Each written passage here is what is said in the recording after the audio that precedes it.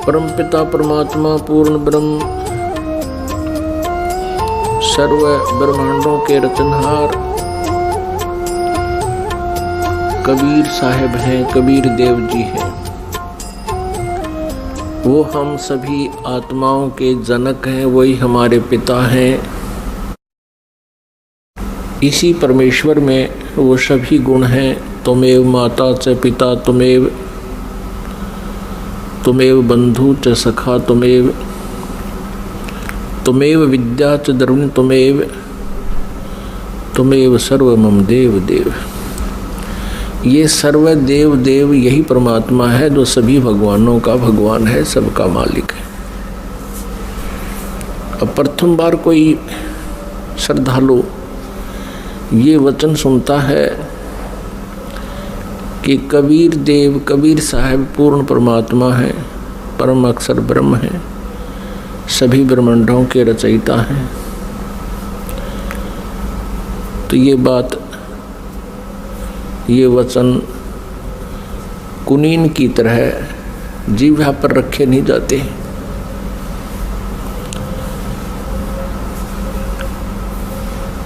क्योंकि हमने जो ज्ञान सुना हुआ है वो लोक वेद सुन रखा है, वो दंत कथा सुन रखी है। हमने अपने सदग्रंथों का ज्ञान नहीं प्राप्त हुआ हमारे को, क्योंकि हमारे जो गुरुदेव थे हिंदू धर्म के, जो आचार्य थे, गुरु थे, मंडलेश्वर थे, ये तत्व ज्ञानहीन थे। ये सभी ऋषि महर्षि ये तत्व ज्ञानहीन थे। इनको कोई अध्यात्म ज्ञान नहीं था, जिस कारण से हमने परमात्मा की पहचान नहीं हुई और लोक वेद के आधार से जिस भी किसी देव को पूर्ण परमात्मा कहा गया उसको हमने सत्य मान लिया। क्योंकि जो आचार्य होते थे, हिंदू धर्म के गुरु होते थे, वो संस्कृत भाषा के ज्ञाता होते थे और हमारे सभी सदग्रंथ संस्कृत भाषा के अंदर ही लिपिबद्ध हैं। अब बाद में अनुवाद कर दिया गया हिंदी में या अन्य किसी भी लैंग्वेज में, वो बाद की बातें हैं। प्रारंभ में अभी तक ये, प्रारंभ से लेकर अभी कुछ समय पहले तक ये सभी संस्कृत में विद्यमान थे और संस्कृत वाले तो अब भी एज इट इज हैं। अनुवादकर्ताओं ने अपनी अपनी भाषाओं में उनको ट्रांसलेट कर लिया है। अब जिस कारण से जनता जो थी, श्रद्धालु थे, वो उन गुरुओं पर, आचार्यों पर, मंडलेश्वरों पर विश्वास करते रहे कि ये संस्कृत के ज्ञाता हैं, संस्कृत बहुत अच्छी धारावाहिक बोल लेते हैं और सभी सदग्रंथ भी हमारे संस्कृत भाषा में लिखे हैं। जिस कारण से उस गुरु जी के विषय में कोई भी हमारे अंदर जो शंका उत्पन्न नहीं हुई, अविश्वास नहीं हुआ कि ये गलत कह रहा है। क्योंकि टीचर जो होता है वो विद्यार्थियों को जो भी ज्ञान देता है विद्यार्थियों के लिए स्वीकार्य होता है। अध्यापक से कुछ भी बोल रहा है तो बच्चे उसमें ऑब्जेक्शन नहीं करते, शिरोधार्य करते हैं। एक अध्यापक ने एक कोई प्रश्न का उत्तर इतिहास का बच्चों को पढ़ाया और उस लड़के का पिता भी एजुकेटेड था, लेकिन वो सर्विस नहीं कर रहा था, अपना अन्य व्यवसाय करता था। तो उस लड़के के पिता ने, फादर ने देखा कि जो बच्चे ने प्रश्न का उत्तर लिखा हुआ है वो गलत लिखा है। उसने अपने पुत्र से कहा कि बेटा तुमने ये गलत लिख रखा है।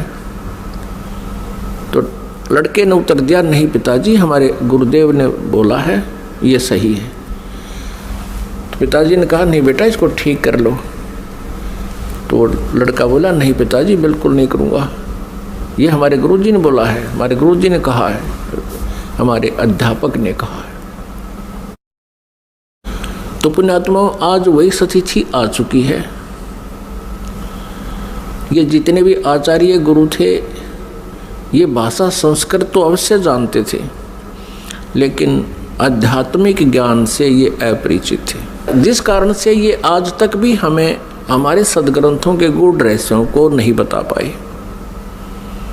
और आज वही तथ्य जो हमारे पवित्र सदग्रंथों में विद्यमान हैं, जन साधारण के रूबरू ये दास करवा रहा है, उनको सार्वजनिक कर रहा है इन सीडी के माध्यम से, प्रोजेक्टर के माध्यम से और पुस्तकें बना करके। अब उन गुरुओं को, उन आचार्यों को समस्या उत्पन्न हो रही है जो अभी तक लोक वेद सुना रहे थे, दंत कथा सुना रहे थे। वो क्या कहते थे? कोई तो कहता था कि Shri Vishnu ji is complete God, ये विष्णु जी ही सर्व समर्थ भगवान हैं और यही 3 रूप धारण कर लेते हैं। ब्रह्मा जी के रूप में ये सृष्टि करते हैं, विष्णु जी के रूप में ये सतिथि करते हैं और शिव जी के रूप में ये संहार करते हैं। कोई कहता था कि भगवान शिव महेश हैं, महेश्वर हैं, देवों के भी देव हैं, यही सबके उत्पत्ति करता है और यही 3 रूप धारण करके इस ब्रह्मांड का संचालन कर रहे हैं। यही अखिल ब्रह्मांड के नायक हैं, मालिक हैं। ब्रह्मा जी का रूप धारण करके ये सृष्टि करते हैं, विष्णु जी का रूप धारण करके ही ये सतिथि करते हैं और स्वयं शिव रूप में ये सबका संहार करते हैं। इनके कोई माता पिता नहीं है। तो ये लोक वेद था, ये दंत कथा थी। हम इनको सर्वेश्वर महेश्वर कहा करते थे। पुण्यात्माओं,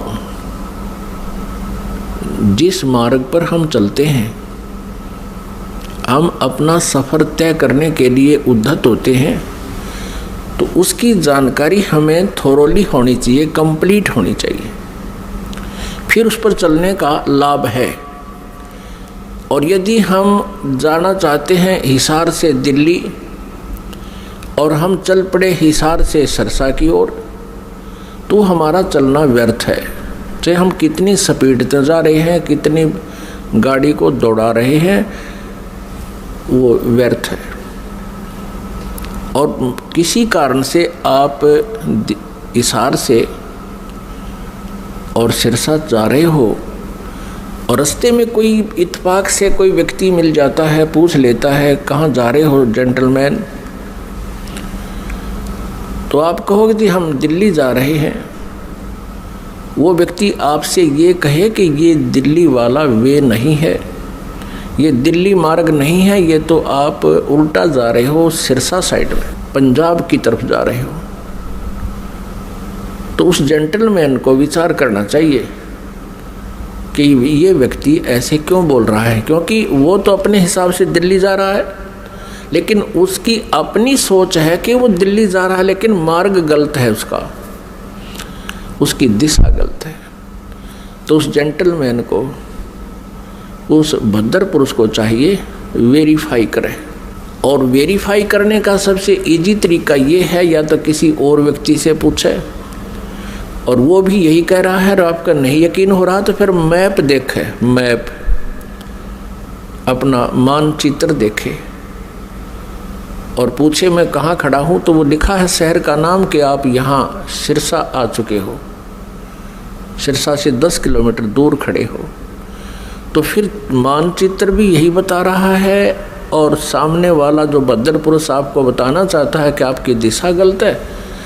तो फिर क्या करना चाहिए? उस समझदार व्यक्ति होगा तो तुरंत मुड़ जाएगा।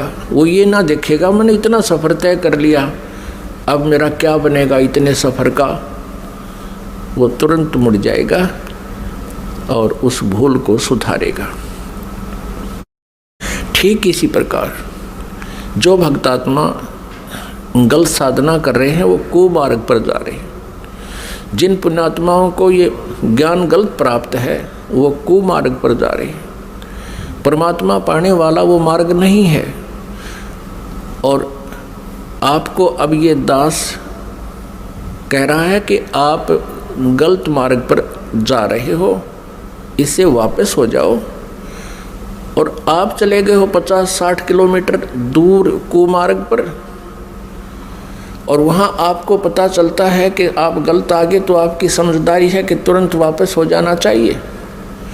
और यदि आप ये सोचो कि अब इतने सफ़र का मैंने तय कर लिया, ये तो व्यर्थ गया, मैं तो वापस नहीं होऊंगा, तो ये बुद्धिमत्ता नहीं, ये तो मूर्खता कही जाएगी।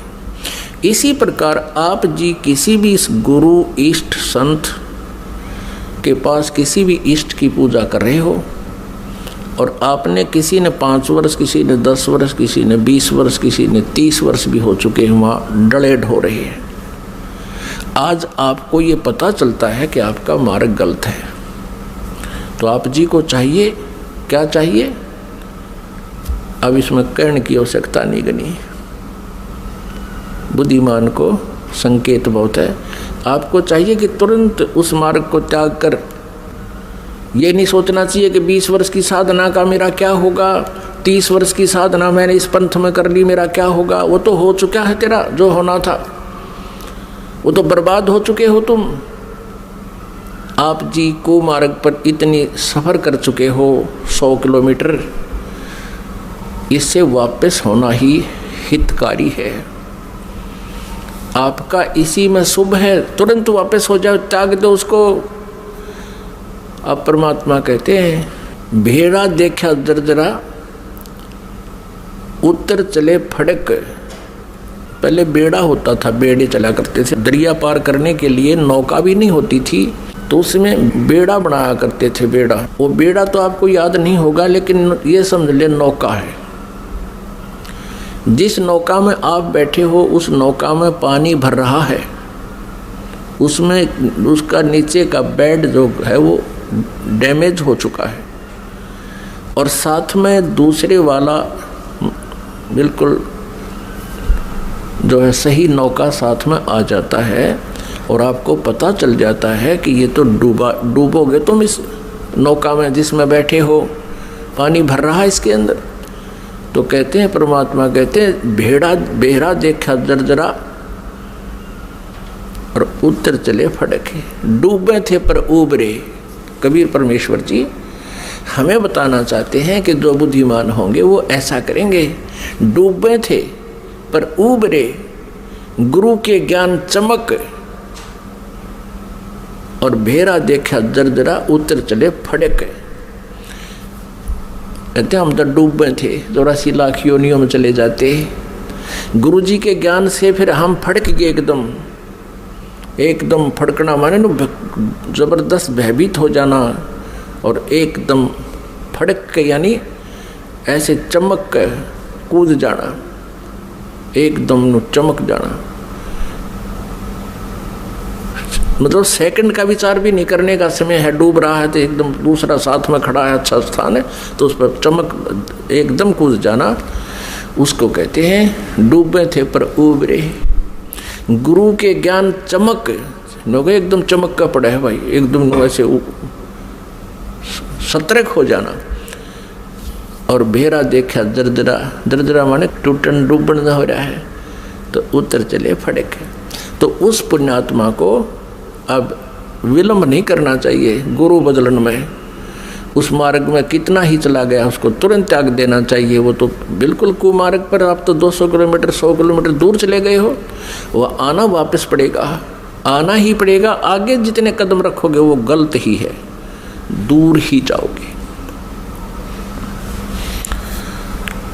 तो जैसे कोई तो श्री ब्रह्मा जी को रचयिता बताते हैं, कोई श्री विष्णु जी, सतगुण जी को रचयिता बताते हैं, कोई तम गुण श्री शिव जी को रचयिता बताते हैं, कोई श्री ब्रह्मा जी रजोगुण को ब्रह्मांड का रचयिता बताते हैं, सभी ब्रह्मांडों का।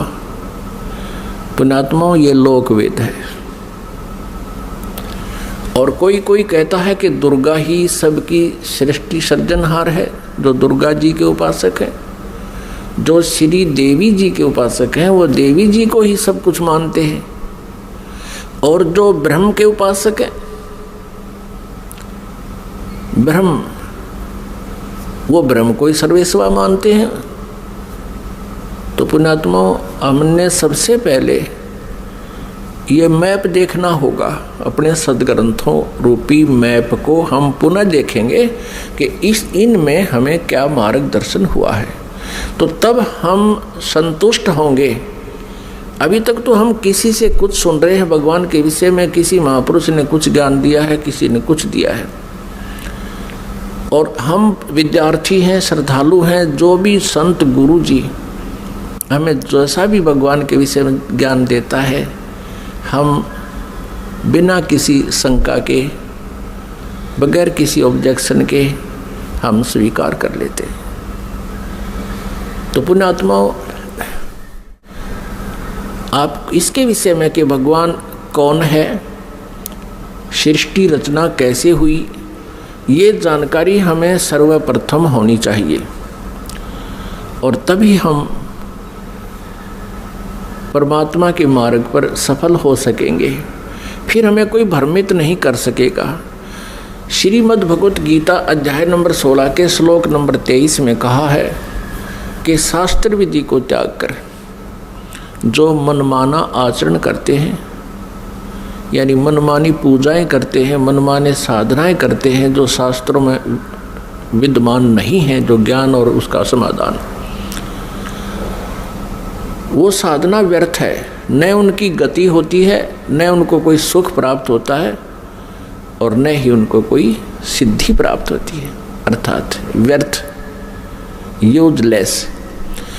फिर तुरंत ही 24वें श्लोक में 16वें अध्याय में कहा है गीता जी में कि इससे तेरे लिए अर्जुन कर्तव्य और अकर्तव्य की व्यवस्था में, कर्तव्य मीन जो भक्ति कर्म हमने करने चाहिए और जो ना करने चाहिए, जो त्यागने चाहिए और जो ग्रहण करने चाहिए, उनके लिए सदग्रंथ ही प्रमाण है।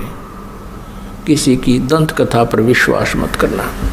फिर गीता जी अध्याय नंबर 2 के श्लोक नंबर 53 में कहा कि अर्जुन, जिस समय तेरी बुद्धि भिन्न भिन्न प्रकार के भ्रमित करने वाले ज्ञानों से, वचनों से हटकर केवल एक तत्व ज्ञान पर, परमात्म ज्ञान पर स्थिर हो जाएगी, तब तू योग को प्राप्त होगा, तब तो तू भक्त बनेगा, तब तो तेरी भक्ति प्रारंभ होगी। जब तू एक ज्ञान पर, शास्त्र अनुकूल ज्ञान पर तू स्थिर हो जाएगी तेरी बुद्धि, फिर तू डगमग ना होकर के सीधे सुमार्ग पर चल पड़ेगा।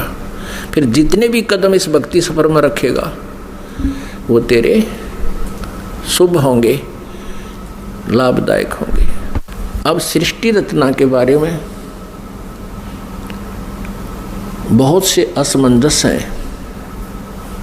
जैसे जैन धर्म के व्यक्ति, श्रद्धालु, आचार्य, मुनि, वो कहते हैं कि इस सृष्टि का कोई रचयिता नहीं, कोई इसका संहार करता नहीं, अनादि है, अपने आप बनती है, अपने आप ये चलती है। ऐसा ही नहीं, और भी बहुत से श्रद्धालु हैं। कोई कहते हैं विष्णु जी ने इसकी रचना की है, जैसे अब पीछे हम बता चुके हैं। इसके विषय में आप जी को विशेष डिटेल से बताएंगे।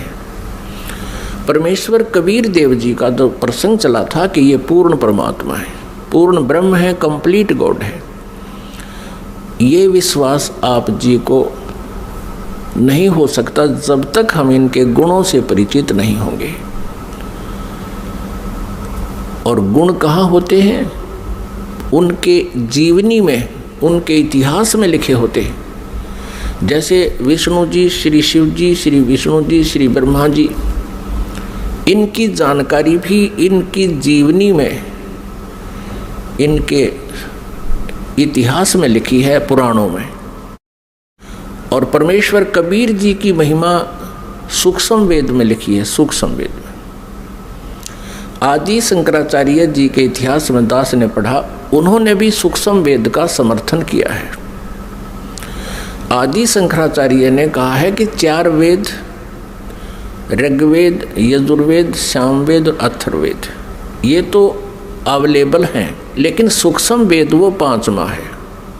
उसके विषय में उन्होंने कहा कि वो कैलाश पर्वत पे है। अब कारण क्या है कि 5वें वेद को इस काल ने, ब्रह्म ने नष्ट कर दिया, सूक्ष्म वेद को।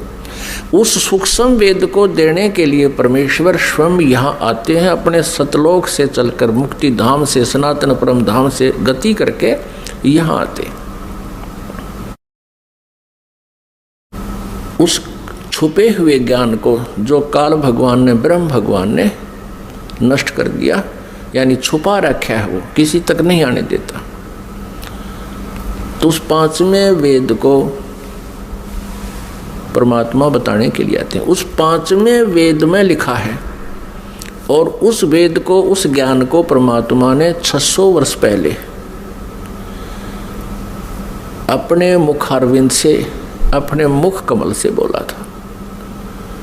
इसलिए गीता जी अध्याय नंबर 4 के श्लोक नंबर 32 में कहा है कि अर्जुन, गीता जी अध्याय नंबर 4 के श्लोक नंबर 25 से लेकर 31 तक बताया गया है, कोई देवताओं की पूजा करता है, कोई स्वाध्याय ही करता है, कोई तीक्ष्ण अहिंसावादी व्रतों पर ही आधारित है, कोई प्राणायाम आदि करके ही अपनी साधना को सफल मानता है।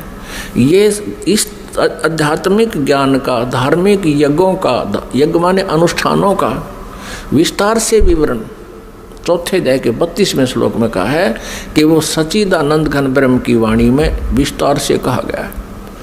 यहाँ अनुवादकर्ताओं ने श्रीमद् भगवत गीता अध्याय 4 श्लोक 32 में अनुवादकर्ताओं ने ज्ञान न होने से अनर्थ कर दिया।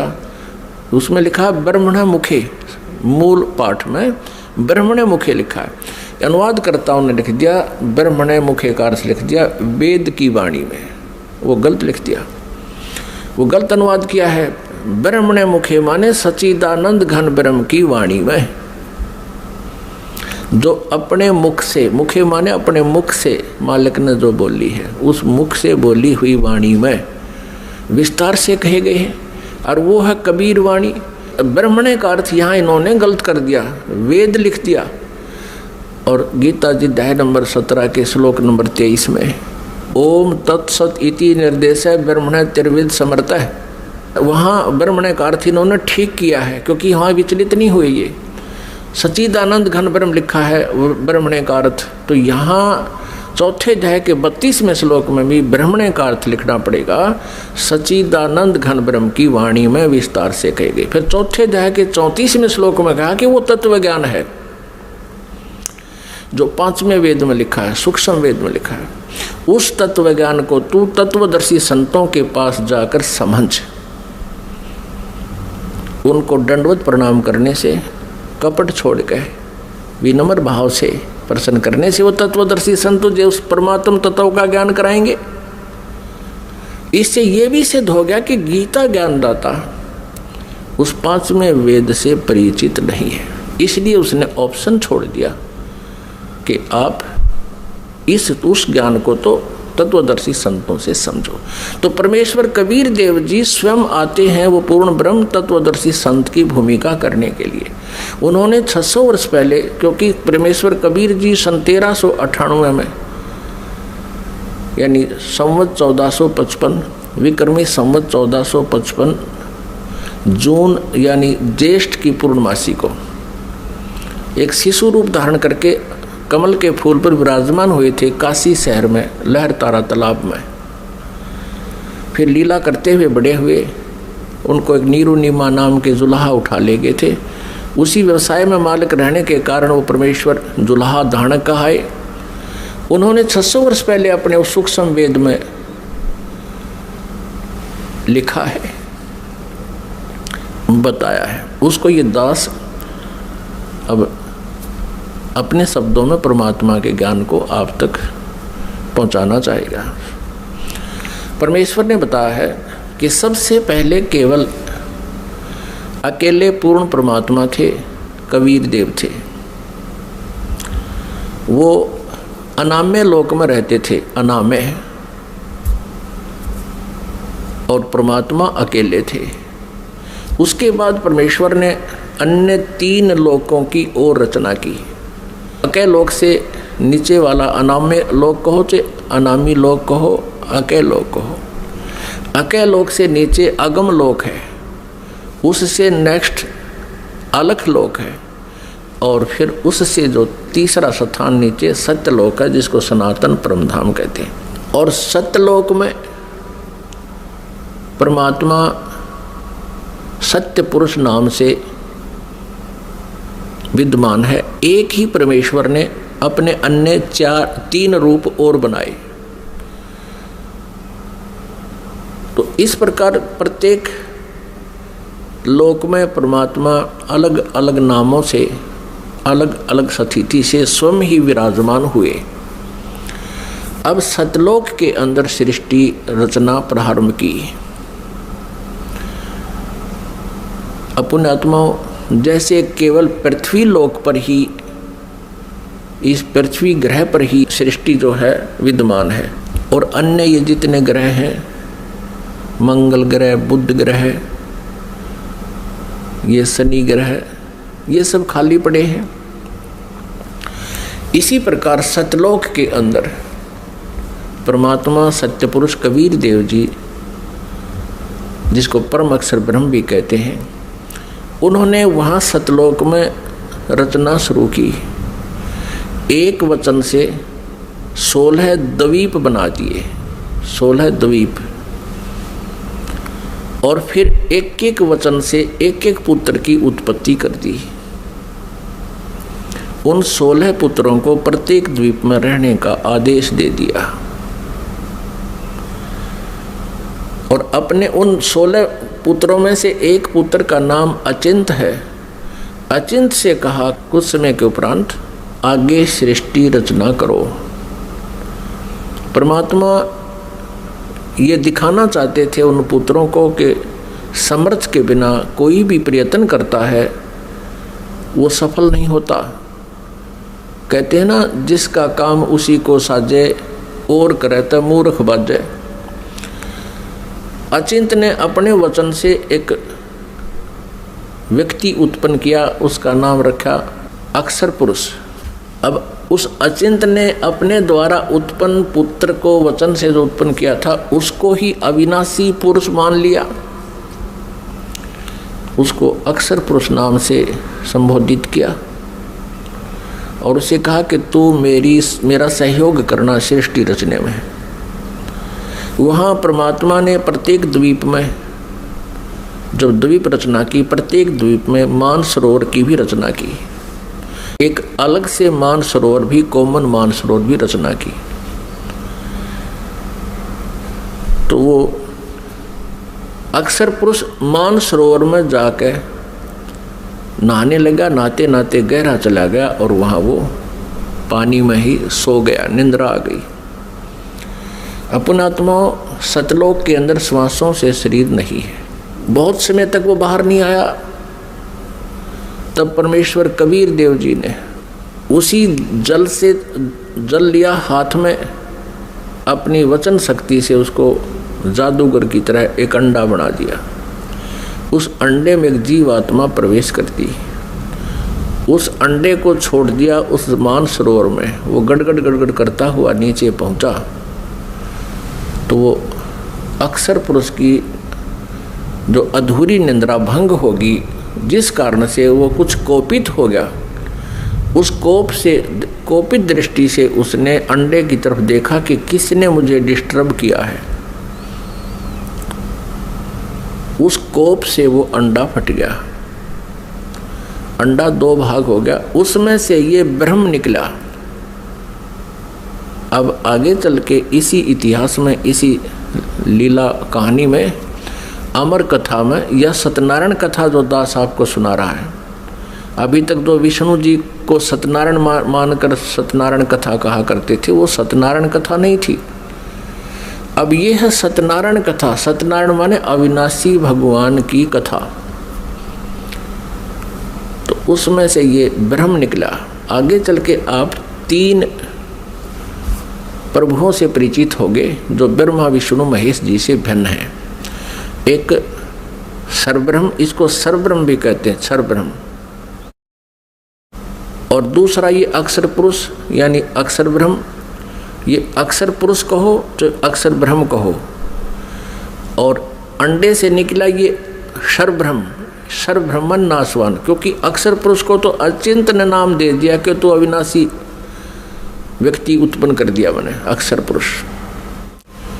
अब वो स्वामी जितना हो जाता है फिर वही पुरुष प्रभु, पुरुष माने प्रभु भी कहते हैं। तो अक्षर पुरुष कहो या अक्षर ब्रह्म कहो, एक ही के 2 पर्यायवाची नाम है। इसी प्रकार सर्वपुरुष कहो, ये ब्रह्म जो अंडे से निकला ये सर्वपुरुष है, इसको सर्वब्रह्म कहो, इसके पर्यायवाची नाम है। इसको ज्योति स्वरूपी निरंजन भी, काल भी, ये ब्रह्म ही आगे चल के काल भी कहा जाएगा। अब याद रखना, क्योंकि पुण्यात्मा जब तक आप इस इतिहास से परिचित नहीं होगे सृष्टि रचना से, आप किसी भी सदग्रंथ को नहीं समझ सकते। तब परमेश्वर ने आदेश दिया उन दोनों को कि तुम बाहर आओ। अचिंत पुरुष तुम निंद्रा में थे, न वो अक्षर पुरुष तुम निंद्रा में थे, तुम्हें जगाने के लिए ये सब प्रोसेस अपनाया है, तुम बाहर आ जाओ। दोनों बाहर आ गए। अब परमात्मा ने अचिंत से कहा कि अचिंत, अब देख लिया तूने, समर्थ के बिना कोई कार्य सफल नहीं होता। अब तू तो इसको बाहर भी नहीं निकाल सकता था। और आगे से ध्यान रखना कि बीच में टांग अड़ाओ मेरी क्रिया में, इसलिए तुम्हें तुम्हारे सामर्थ्य से परिचित कराया है। तो अचिंत ने कान पकड़ दिए कि दाता हम कुछ नहीं कर सकते। अब परमेश्वर ने आदेश दिया उन दोनों को, किसको? सर्वपुरुष अर्थात जिसको सर्वब्रह्म भी कहते हैं, जो आगे चल के ब्रह्मा विष्णु महेश का पिता सिद्ध होगा इसी कथा में। सर्वपुरुष और अक्षर पुरुष को दोनों से कहा कि तुम उस अचिंत के द्वीप में रहो। इन दोनों ने आज्ञा का पालन किया। और तीनों कौन? अचिंत, अक्षर पुरुष और सर्वपुरुष, जिसको सर्वब्रह्म भी कहते हैं। और यहाँ हम सीधी भाषा में उसको ब्रह्म भी कहने लगे। आगे डिफाइन करेंगे ब्रह्म क्यों कहने लगे। अब ये तीनों एक द्वीप में रह रहे हैं। बाकी जो अन्य 15 जने हैं परमात्मा के वचन से उत्पन्न वो पुत्र, वो अलग अलग सिंगल द्वीप में रह रहे थे। कुछ समय उपरांत परमेश्वर ने हम सभी आत्माओं को, आप जी को, सारे ब्रह्मांडों की जितनी आत्माएं हैं, अपने शरीर से अपने वचन से उत्पन्न कर दिया। और वहाँ हम तेजों में शरीर में विद्यमान थे। नूरी शरीर है हमारा, यानी तेजों में शरीर है, एक तत्व से बना हुआ है। उसमें नाड़ी वो शुक्रम अकायम ऐसनाविरम, वो जैसे हमारी शुक्र से बनी हुई काया नहीं होती जो माता पिता के संयोग से बनती है, उसमें नाड़ी आदि का जुगाड़ जोड़ नहीं होता, नाड़ी तंत्र नहीं होता। इसी ऐसा ही शरीर परमात्मा का है, साकार है, मनुष्य दृश्य है, तेजों में है। लेकिन परमात्मा के शरीर का और हमारे शरीर के नूर में, सामर्थ्य में, शक्ति में और उसके नूर में, प्रकाश में अंतर है। पूर्ण परमात्मा सत्य पुरुष यानी कबीर देव जी का जो सतलोक में शरीर है, उसका एक रोमकूप में करोड़ सूर्य करोड़ चंद्रमा से भी अधिक रोशनी है। और हमारा वहाँ शरीर कैसा था, जो शेष वहाँ रह रहे हैं उनका कैसा शरीर है, और हम जब परमात्मा ने अपने वचन से उत्पन्न किए थे तब हमारा कैसा शरीर था, मनुष्य दृश्य था। और हमारा शरीर 16 सूर्य जितने प्रकाश युक्त था, हमारे पूरे बॉडी का शरीर 16 सूर्य जितना तेज था। यहाँ की जो सूर्य, लेकिन गर्मी ना हो। हम सभी वहाँ रहने लगे, वहाँ कोई दिक्कत नहीं थी, किसी प्रकार का कोई अभाव नहीं था, वहाँ जरा और मरण नहीं था, वहाँ जन्म मृत्यु नहीं होता था और बुढ़ापा भी नहीं आता था वहाँ पर। अपन आत्माओं यह विचार करना कि हम यहाँ कितने दुखी हैं और फिर भी हम ये सोचे हैं हमारी मृत्यु ना हो, और जबकि हमें पता है कि मृत्यु तो डेफिनेट होगी, यहाँ का विधान है, और फिर भी हमारी मरने की इच्छा नहीं। कारण क्या है कि हम ऐसे लोक में रहा करते थे जहाँ मृत्यु नहीं होती थी, जिस कारण से हमें ये मरना अच्छा नहीं लगता। और बिल्कुल ठीक है, वे क्यों तो जन्म हुआ था और फिर क्यों मारे। 30, 40, 50, 60, 70, 80 वर्ष तो हम ये मकान मकून बनाने में लावा, फिर इसमें रहने पाते ना, 1 मिनट में कड़च कर देता है यहाँ का भगवान। तो वहाँ जरा और मरण नहीं था, जरा माने बुढ़ापा। अब कोई भी बूढ़ा होना पसंद नहीं करता, सबने सोचा मैं युवा दिखूं। और ये बड़े बड़े नेता तो सर्जरी करा कर मेकअप करना चाहें, कब तक करोगे? 10 साल पास फिर फ्यूज होगे। तो कहने का भाव ये है कि हमारी नेचर है ऐसी कि हम युवा दिखें, लेकिन यहाँ तो बनावटी आर्टिफिशियल है सारा, और वहाँ ओरिजिनल था, तो हम वहाँ ऐसे रहते थे। कुछ दिनों के उपरांत को, यानी दिन नहीं है वहाँ पर, क्योंकि दिन हम वैसे बोल देते हैं, वहाँ दिन रात नहीं होती, तेजों में प्रकाश में वो लोक है, प्रकाश में सब आत्माएं हैं, प्रकाश में परमात्मा है, वहाँ सूर्य उदय और अस्त नहीं होता। तो वहाँ कुछ समय के उपरांत इस ज्योति निरंजन, जिसको सरपुरुष कहा है, जिसको सरब्रह्म कहते हैं, जो गीता जी में अपने आप को कहता मैं काल हूँ, वो ब्रह्म है जो श्री कृष्ण जी के शरीर में प्रवेश करके बोल रहा है। आगे इतिहास बताएंगे आपको, पूरा डिटेल देंगे। इसको धैर्यपूर्वक सुनना इस कथा को, क्योंकि ये पहली बार जो सुनता है उसको ऊट पटांग सी लगती है, लेकिन कुछ समय के बाद प्रमाण जब देखोगे आपको स्वीकार करना पड़ेगा और होगी स्वीकार्य। कुछ समय उपरांत इस सरपुरुष में एक खरपतवार उत्पन्न हुआ, खुरापात उत्पन्न हुआ। इसने सोचा कि हम 3 जने तो एक द्वीप में और हमारे अन्य भाई एक द्वीप में रह रहे हैं, तो वहाँ ये विधान का पता चला कि तप से राज्य प्राप्त होता है। उसने खड़ा होकर के एक पैर पर तप किया और 70 युग, यहाँ के 70 युग तक तप किया।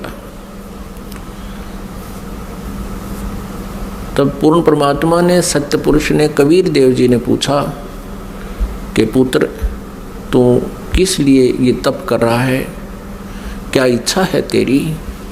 तब इसने कहा कि भगवान ये द्वीप मेरे लिए छोटा है, थोड़ा है, हम 3 एक द्वीप में रह रहे हैं, अन्य भाई मेरे अलग द्वीपों में एक रह रहे हैं, मुझे अलग स्थान चाहिए।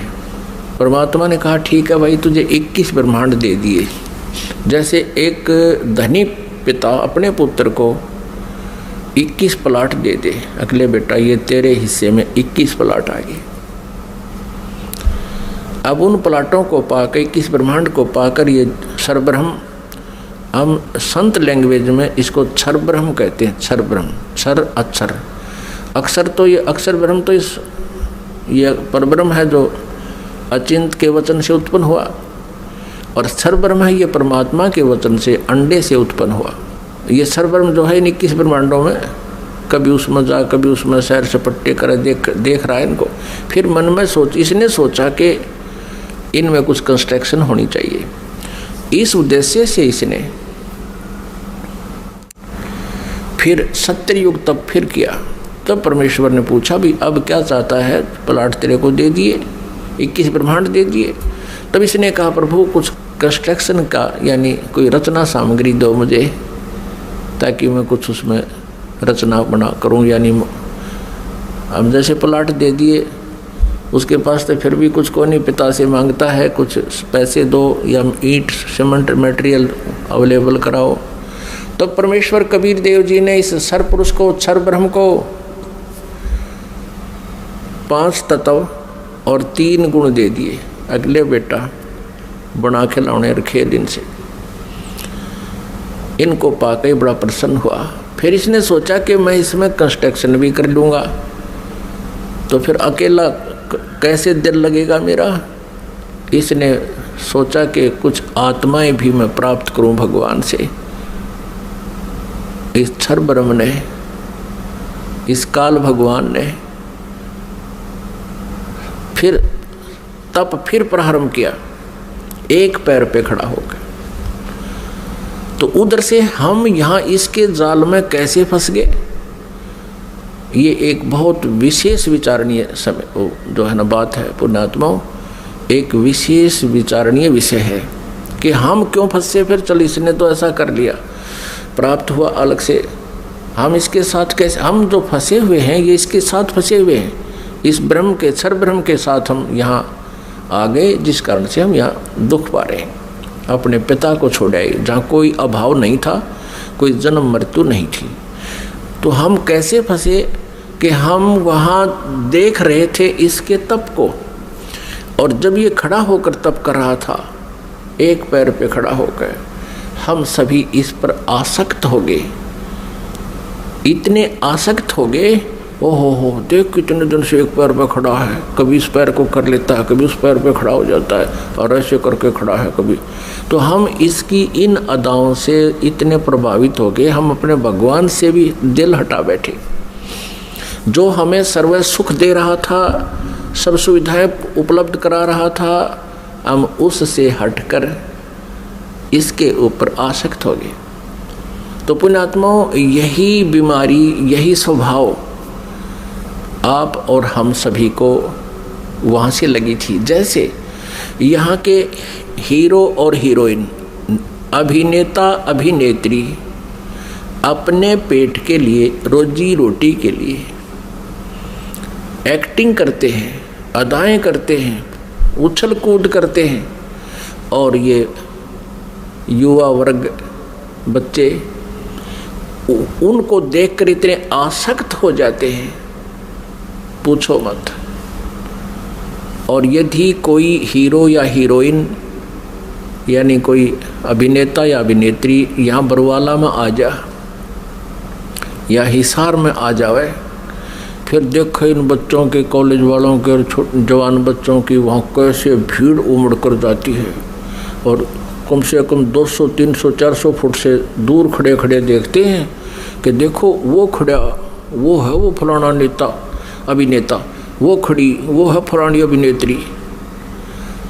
अब वो तो अपने पेट के लिए कर रहा है सारे काम, और वो बच्चे बेमतलब वहाँ जा रहे हैं उसको देखने के लिए।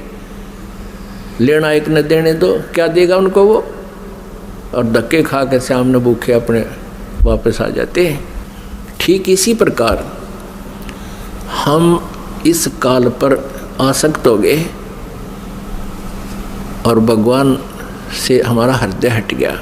परमेश्वर कबीर देव जी ने बहुत बार आकाशवाणी की कि कोई भी इस ज्योति निरंजन के इस ड्रामे को मत देखे, इस पे प्रभावित ना हो, आप अपना मालिक में ध्यान रखो। लेकिन हम ऊपर से तो सावधान हो गए, जैसे हम बिल्कुल इसको नहीं चाहते, लेकिन अंदर से कसक नहीं गई। वो तो अंतर्यामी है परमात्मा। तो उस समय परमात्मा के बार बार कहने पर भी हम इस काल से अपना मन नहीं हटा सके, अपनी आत्मा को नहीं हटा सके, और अंदर से इसमें चाह बनी रही। अब इसने तीसरी बार जब तप शुरू किया, इसने परमेश्वर से चाहा कि मैं कुछ आत्मा प्राप्त करूं। जब परमेश्वर ने इससे पूछा, जब इसने 64 युग तप कर लिया तीसरी बार, तब पूछा कि क्या चाहता ज्योति निरंजन, जो आपने मांगा था वो मैंने आपको दे दिया, अब तू क्यों हट कर रहा है। तब इसने कहा, ज्योति निरंजन ने यानी क्षर पुरुष ने कहा कि प्रभु मुझे कुछ आत्माएं दे दो, मैं अकेला वहाँ नहीं रह सकता, 21 ब्रह्मांडों में अकेला कैसे रहूँगा। तब परमेश्वर ने कहा कि भी देखो, तेरे तप के बदले में 64 युग जो तप किया है इसके बदले में और राज्य दे सकता हूँ, और वस्तु मांग ले वो दे सकता हूँ, लेकिन ये आत्मा नहीं दे सकता, क्योंकि ये मेरी आत्मा है। अब ये मेरे वचन से उत्पन्न हुई है, मेरा अंश है, अपने अंश को मैं कैसे दे सकता हूँ। लेकिन परमात्मा ने एक ऑप्शन रख दिया कि इसमें एक ऑप्शन है कि यदि वो स्वयं स्वेच्छा से कोई जाना चाहता तेरे साथ तो जा सकते, लेकिन मैं अपनी तरफ से उनको नहीं डाल सकता कुएं में। तब ज्योति निरंजन हमारे पास आया, ये क्षर पुरुष हमारे पास आया। जितनी आत्माएं आज इसके ब्रह्मांडों में हम कैद हो गए, यहाँ कष्ट उठा रहे हैं, ये सभी आत्माएं इसके चारों तरफ उमड़ कर खड़ी होगी। जैसे हीरो आता है, अभिनेता आता है। इसने कहा हमसे कि मैंने पिताजी से 70 युग तप करके बहुत बड़े ब्रह्मांड प्राप्त किए हैं। वहाँ पर स्वर्ग बनाऊंगा, महास्वर्ग बनाऊंगा, हीरे पन्ने लालों के मैं पहाड़ बनाऊंगा, वहाँ हैं दूधों की नदी बहाऊंगा और तुम चलोगे मेरे साथ। अब हम तो पहले ही उसको चाह रहे थे, चाहे वो कुछ भी ना बनाता, उसको चाह रहे थे, उसके ऊपर आसक्त हो चुके थे। तो सभी ने कहा कि हम तैयार हैं आपके साथ चलने को, लेकिन यदि पिताजी आज्ञा दे देंगे तो हम जा सकेंगे। इस क्षर पुरुष ने परमेश्वर कबीर देव जी से, पूर्ण ब्रह्म से, परम अक्षर ब्रह्म से प्रार्थना की। आकर के वापस प्रभु के पास जाकर के करबद्ध खड़ा होकर के कहा कि परमेश्वर, कुछ आत्माएं मेरे साथ जाने को सहमत है। परमात्मा ने कहा, परमेश्वर कबीर देव जी ने कहा कि मेरे सामने हाँ बरवा दे, तब मैं मानूं, तो भेज दूंगा। अब परमेश्वर आए, कबीर देव जी हमारे पास, साथ में ज्योति निरंजन भी आया। परमेश्वर कबीर देव जी ने, परम अक्षर ब्रह्म ने पूछा कि आत्माओं जो ज्योति निरंजन के साथ यानी क्षर पुरुष के साथ जाना चाहते हैं, वो हाथ खड़ा करके स्वीकृति दे। अब अपने पिता के सामने हिम्मत नहीं पड़ी किसी भी आत्मा की इतना ढीठपना करें, सबने नीची गर्दन कर दी। तब परमेश्वर ने कहा कि अरे ज्योति निरंजन, अरे क्षर पुरुष, आप तो कह रहे थे कुछ आत्माएं तैयार हैं, ये तो कोई भी नहीं बोल रहा, सन्नाटा छा गया।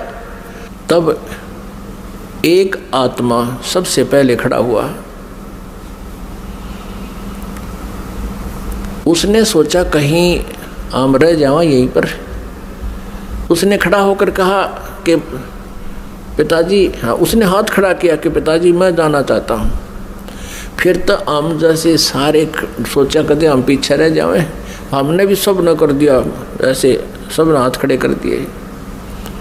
जितने भी खरबों अनगिन यहाँ पर आए हुए हैं, अकाउंटिंग नहीं कर सकते, इतने जीव आगे इसके अलावा से। परमात्मा के पास तो सब अकाउंटिंग है, सब उनकी डिटेल है, लेकिन हम नहीं कर सकते जीव संज्ञा। जितने भी 21 ब्रह्मांड में प्राणी हैं, ये सब सतलोक से आए हैं, चाहे चींटी है, चाहे हाथी है, रंक है या राजा है, किसी भी पशु पक्षी की योनि वो जीव जंतु की भोग रहा है। तब परमेश्वर ने कहा भी ठीक है ज्योति निरंजन, जिन जिन ने तेरे साथ आने का हृदय से चाह की है, सब इच्छा से तेरे साथ जाना चाहते हैं, उनके सब के नंबर नोट मैंने कर लिए, वो मेरे पास है। आप जाओ अपने ब्रह्मांडों में, क्योंकि ये ब्रह्मांड पहले वहीं थे सतलोक के एक लास्ट कोने में, बिल्कुल एकांत स्थान पर सतलोक में, और हम रह रहे थे उस मेन सतलोक में। जैसे एक तो बाहरी विलेज हो दिल्ली क्षेत्र के, दिल्ली राज्य के, एक शहरों का स्थान, बीच में मध्य स्थान हो, हम वहाँ रह रहे थे। और इस काल के थे बाहरी दिल्ली, समझ लो वहाँ 21 ब्रह्मांड थे। ये निरंजन चला गया वहाँ पर अपने ब्रह्मांडों में, ये क्षर पुरुष, इसको ज्योत निरंजन भी कहते हैं, इस काल, इसको काल भी कहते हैं। आगे चल के ये इसके कई नाम रखे जाएंगे इसी कहानी में। तो उधर से परमात्मा ने क्या किया, जिस आत्मा ने सर्वप्रथम हाथ खड़ा कराया था, स्वीकृति दी थी क्षर पुरुष के साथ जाने की, परमेश्वर ने उसका एक युवा स्त्री रूप बना दिया, लेकिन उसको प्रजनन इंद्रिय नहीं लगाई। और सभी आत्माएं जो उसके साथ आना चाहती थी, स्वेच्छा से स्वीकृति दी थी, उन सबको बीज रूप बनाया अपने वचन से और दुर्गा के अंदर प्रवेश कर दिया। जैसे आजकल तो इस मार्ग को समझना बहुत आसान है। ये डॉक्टर लोग क्या करते हैं, जैसे बताते हैं कि एक ग्राम ब्लड में बिरानी कितने 80 लाख बिरानी 50 लाख जीवाणु तो एक टाइप के होते हैं, अन्य और टाइप के, और उस ब्लड को दूसरे में डाल दिया जाता है या तो वो और बढ़ जाते हैं, दूसरे में डाले जा सकते हैं ऐसे जीवाणु भी। तो ऐसे ये व्यवस्था समझो, परमात्मा ने इस लड़की जो युवा बनाई थी उसका नाम रख दिया प्रकृति देवी। उसको माया भी बोलते हैं, आदि माया। प्रकृति देवी कहो, आदि माया कहो। आगे चल के यही अष्टंगी कहलाई और यही दुर्गा कहलाई। अब इसको श्री दुर्गा कहें। श्री दुर्गा जी के शरीर में प्रवेश कर दिया सभी आत्माओं को और कहा, बेटी मैंने तेरे को आशीर्वाद दे दिया है। परमेश्वर ने कहा कि बेटी मैंने तेरे को आशीर्वाद दे दिया है और सभी आत्माएं तेरे अंदर प्रवेश कर दी हैं, और आप वहाँ जाइए ज्योत निरंजन के पास, और जितने भी वो जीव कहे अपने वचन से उत्पन्न कर दिए नर और मादा, ये कहकर उतने ही वो सामने प्रकट हो जाएंगे। और परमेश्वर ने अपने पुत्र सहजदास को, जो उन 16 पुत्रों में से जो सर्वप्रथम उत्पन्न किए थे उनमें से एक था, सहजदास से कहा कि पुत्र अपनी बहन को साथ ले जाओ और इस ज्योत निरंजन के पास छोड़ आओ, क्षर पुरुष के पास छोड़ आओ। इसको क्षर पुरुष भी कहते हैं, ज्योत निरंजन भी कहते हैं। यही आगे चल के गीता में जो कहता मैं काल हूँ, ये वो काल है, वहाँ छोड़ आओ। क्षर पुरुष को बता देना कि परमात्मा ने, यानी मेरी तरफ से कह देना कि इसके शरीर में सभी आत्माओं को प्रवेश कर दिया है और इसको वचन दे दिया है, आशीर्वाद दे दिया है, इसको शक्ति दे दी है, इसको वरदान दे दिया है कि जितने जीव तू चाहेगा नर और मादा, ये लड़की प्रकृति देवी ये उत्पन्न कर देगी।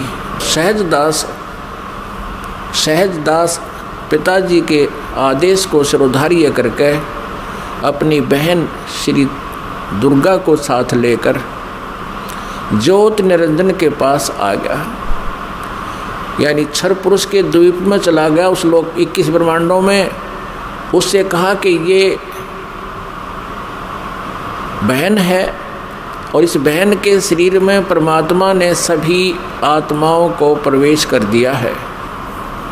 अब सहजदास ने क्षर पुरुष से कहा कि पिताजी ने ये बहन भेजी है दुर्गा, इस श्री देवी के शरीर में वो सभी आत्माएं प्रवेश कर दी हैं और इसको परमेश्वर कबीर देव जी ने वरदान दे दिया है कि जितने जीव तू चाहेगा ये वचन से उत्पन्न कर देगी।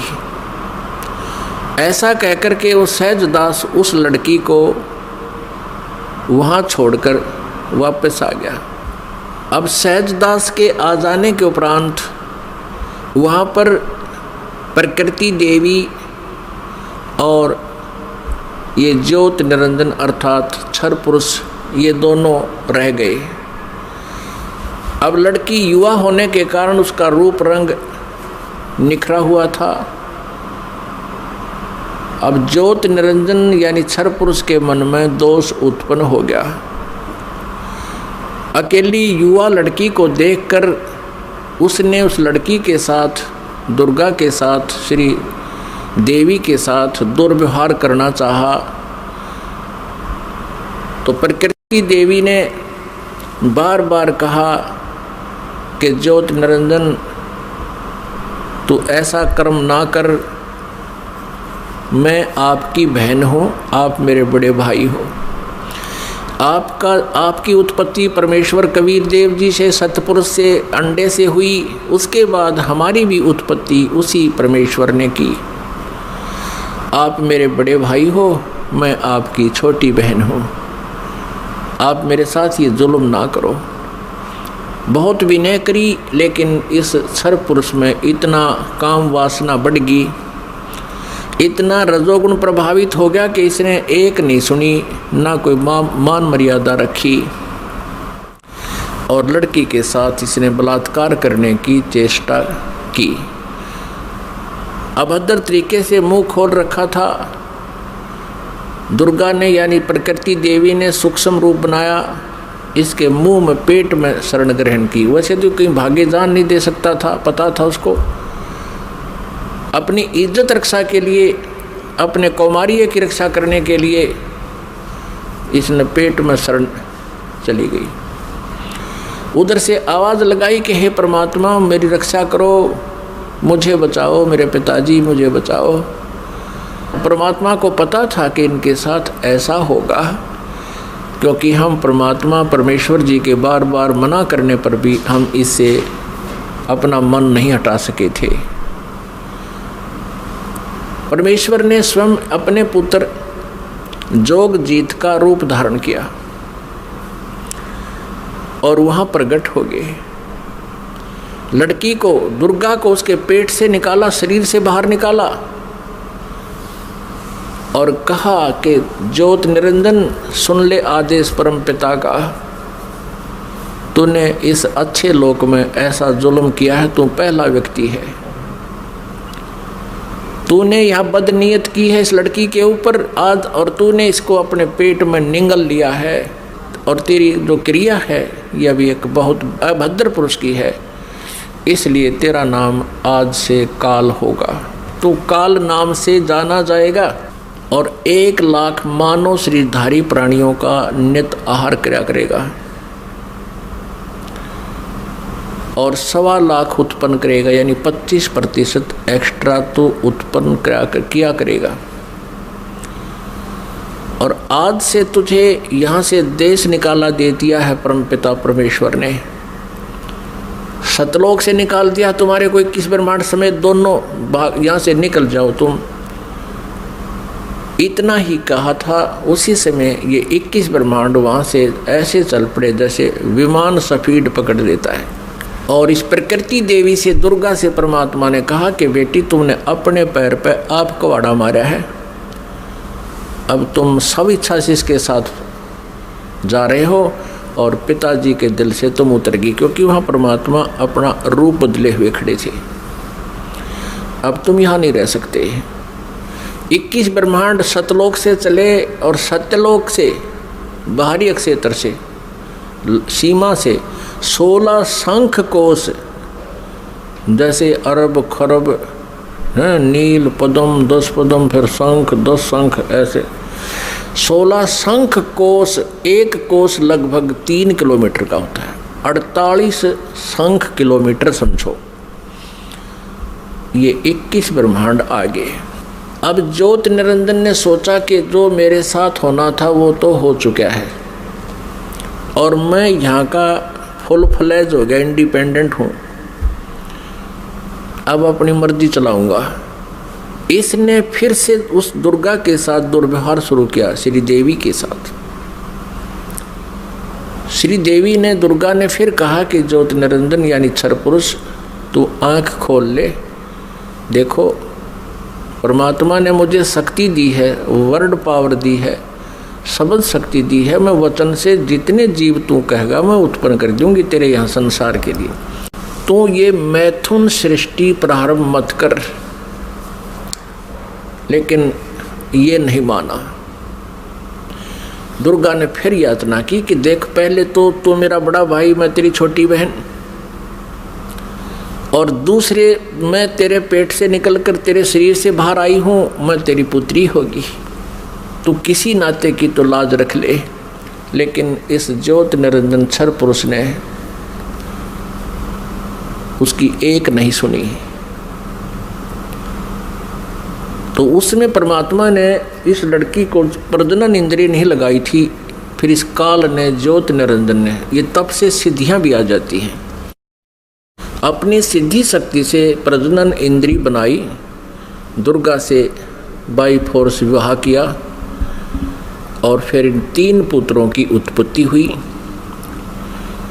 रजगुण युक्त ब्रह्मा जी, सतगुण युक्त विष्णु जी, तमगुण युक्त शिव जी। इन तीनों को एक एक गुण युक्त कर दिया।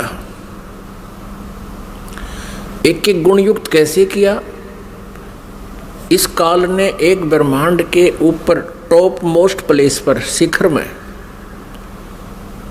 एक गुप्त स्थान बना रखे हैं। उस गुप्त स्थान में दुर्गा और इस काल के अतिरिक्त कोई नहीं जा सकता। तो वहां इसने 3 स्थान बना रखे हैं।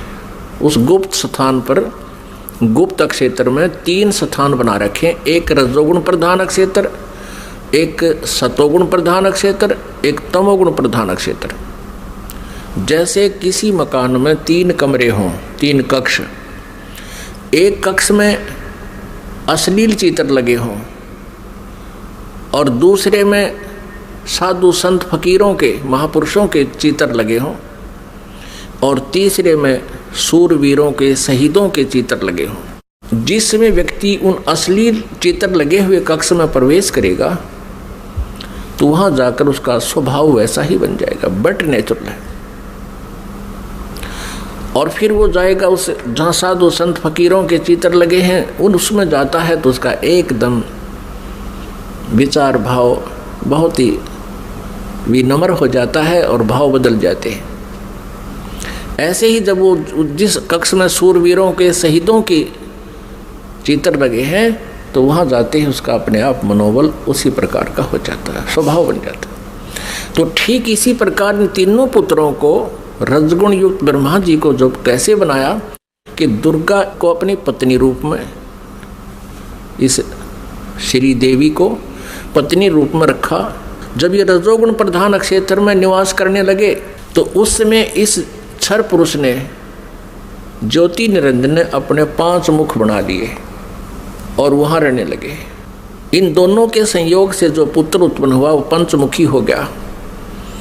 और जब तक वो रजोगुण प्रधान क्षेत्र में रहे इन दोनों का मनोभाव ऐसा ही बना रहा, जिस कारण से वो सभी गुण ब्रह्मा जी में प्रवेश कर गए। और फिर बचपन से ही ब्रह्मा जी को इन्होंने कोमा में कर दिया, परवरिश जारी रखी। जैसे देखा है, एक बता रहा था जी 10 वर्ष से एक लड़का कोमा में है, एक व्यक्ति का कोमा में, एक पाइप के द्वारा उसमें आहार पेट में भेज देते हैं। तो ऐसे रखते हैं, ये कोमा में रखते हैं, युवा होने पर इनको सचेत कर देते हैं। अब दूसरा क्षेत्र जो सतोगुण प्रधान क्षेत्र है उसमें ये काल विष्णु रूप बना लेता है, ये क्षर पुरुष, और अपनी पत्नी दुर्गा को वहाँ रखता है महालक्ष्मी रूप बना के। इन दोनों के संयोग से सतोगुण प्रधान क्षेत्र में जो पुत्र उत्पन्न होता है वो वैसा ही सतोगुण युक्त हो जाता है। और फिर विष्णु जी को भी ऐसे ही ये कोमा में रखते हैं, युवा होने पर इसको भी सचेत कर देते हैं। फिर ये तीसरे तमोगुण प्रधान क्षेत्र में चले जाते हैं। कौन? ये क्षर पुरुष और दुर्गा। अब श्री देवी का वहाँ रूप पार्वती जैसा बना लेते हैं और स्वयं ये शिव रूप बना लेता है। जैसे शिव जी का आप रूप देखते हो ऐसा ही तो शिव रूप बना लेता है। और उस तमोगुण प्रधान क्षेत्र में रहते हैं, वहाँ इनके संयोग से जो पुत्र उत्पन्न होता है वो ऑटोमेटिकली तमगुण युक्त हो जाता है। और जब वो पुत्र बड़ा होता है उससे पहले उसको कोमा में रखते हैं, उसी तरह युवा होने पर उनको सचेत कर देते हैं। जब ये युवा हो जाते हैं तीनों को इकट्ठा कर देते हैं इकट्ठा करके फिर ये काल क्या कहता है, जब ये तीनों पुत्र युवा हो गए और कार्य करने योग्य हो गए, सृष्टि की स्थिति ये संभालने योग्य हो गए, तब इस काल ने, क्षर ब्रह्म ने, क्षर पुरुष ने कहा अपनी पत्नी दुर्गा से कि आज के बाद मैं किसी के समक्ष अपने ओरिजिनल वास्तविक रूप में नहीं आऊँगा, ये मेरी प्रतिज्ञा है। और आप जाओ नीचे इन लोकों में, 21 ब्रह्मांडों में, और संभालो सारी सृष्टि को।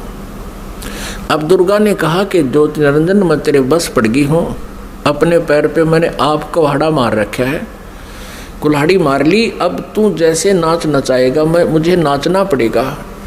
एक बात बता, मैं स्त्री अकेली कैसे इतने लंबे चौड़े ब्रह्मांड को चलाऊंगी, आप मेरे साथ रहोगे तो मुझे सहयोग मिलेगा। तब उसने कहा कि मैं गुप्त रहूँगा, कभी किसी के समक्ष नहीं आऊँगा, अपनी योग माया से छुपा रहूँगा, लेकिन मैं तेरा सहयोग पल पल पर देता रहूँगा। तू तो केवल निमित्त मात्र होगी, जो भी कुछ करूँगा मैं अपना आप करूँगा, मेरे कर्म अलौकिक होंगे। इतना कहकर दुर्गा को इन तीनों पुत्रों के पास भेज दिया।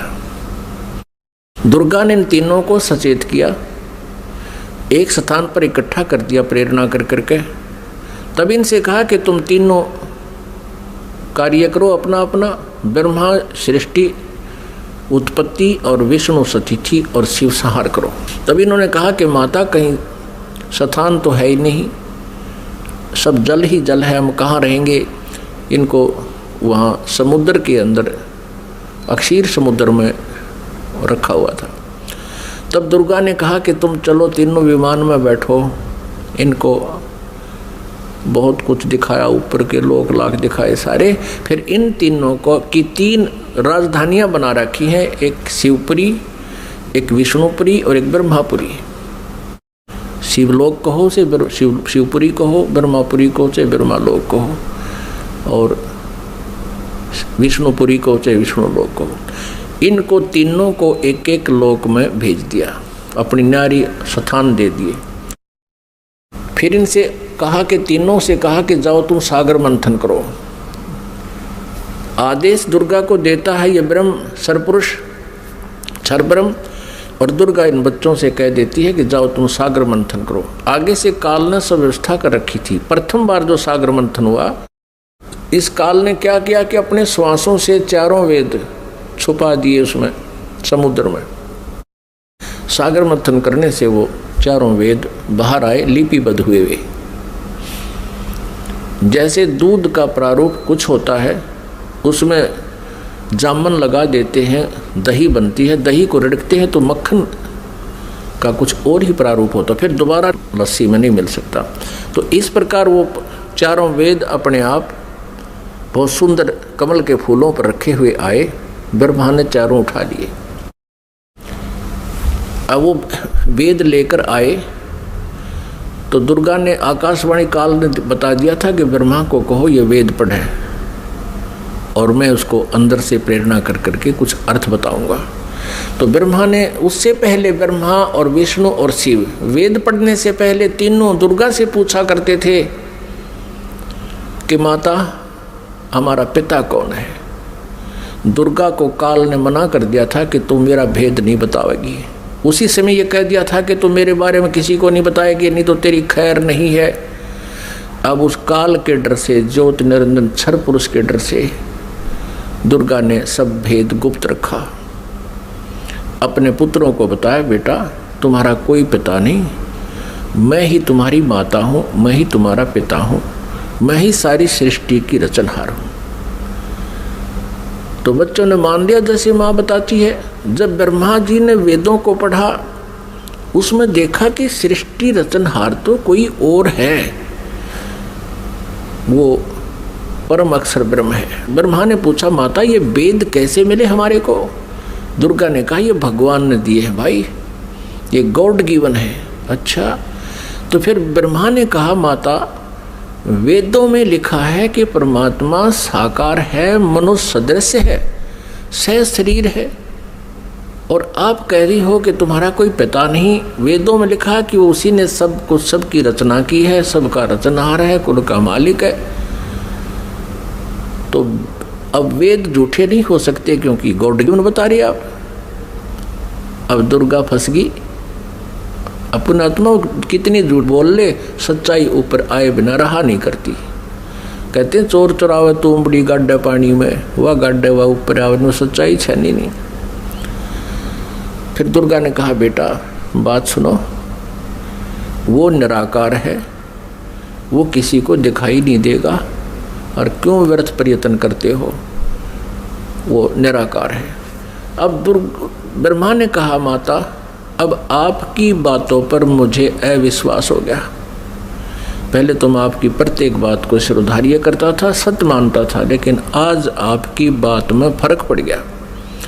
अब मैं नहीं मानूंगा आपसे, मुझे परमात्मा चाहिए, क्योंकि ये आत्मा जब से उस परमेश्वर से बिछड़ी है तभी से उसका अभाव महसूस कर रही है, और उसी समय से खोज में लग गई।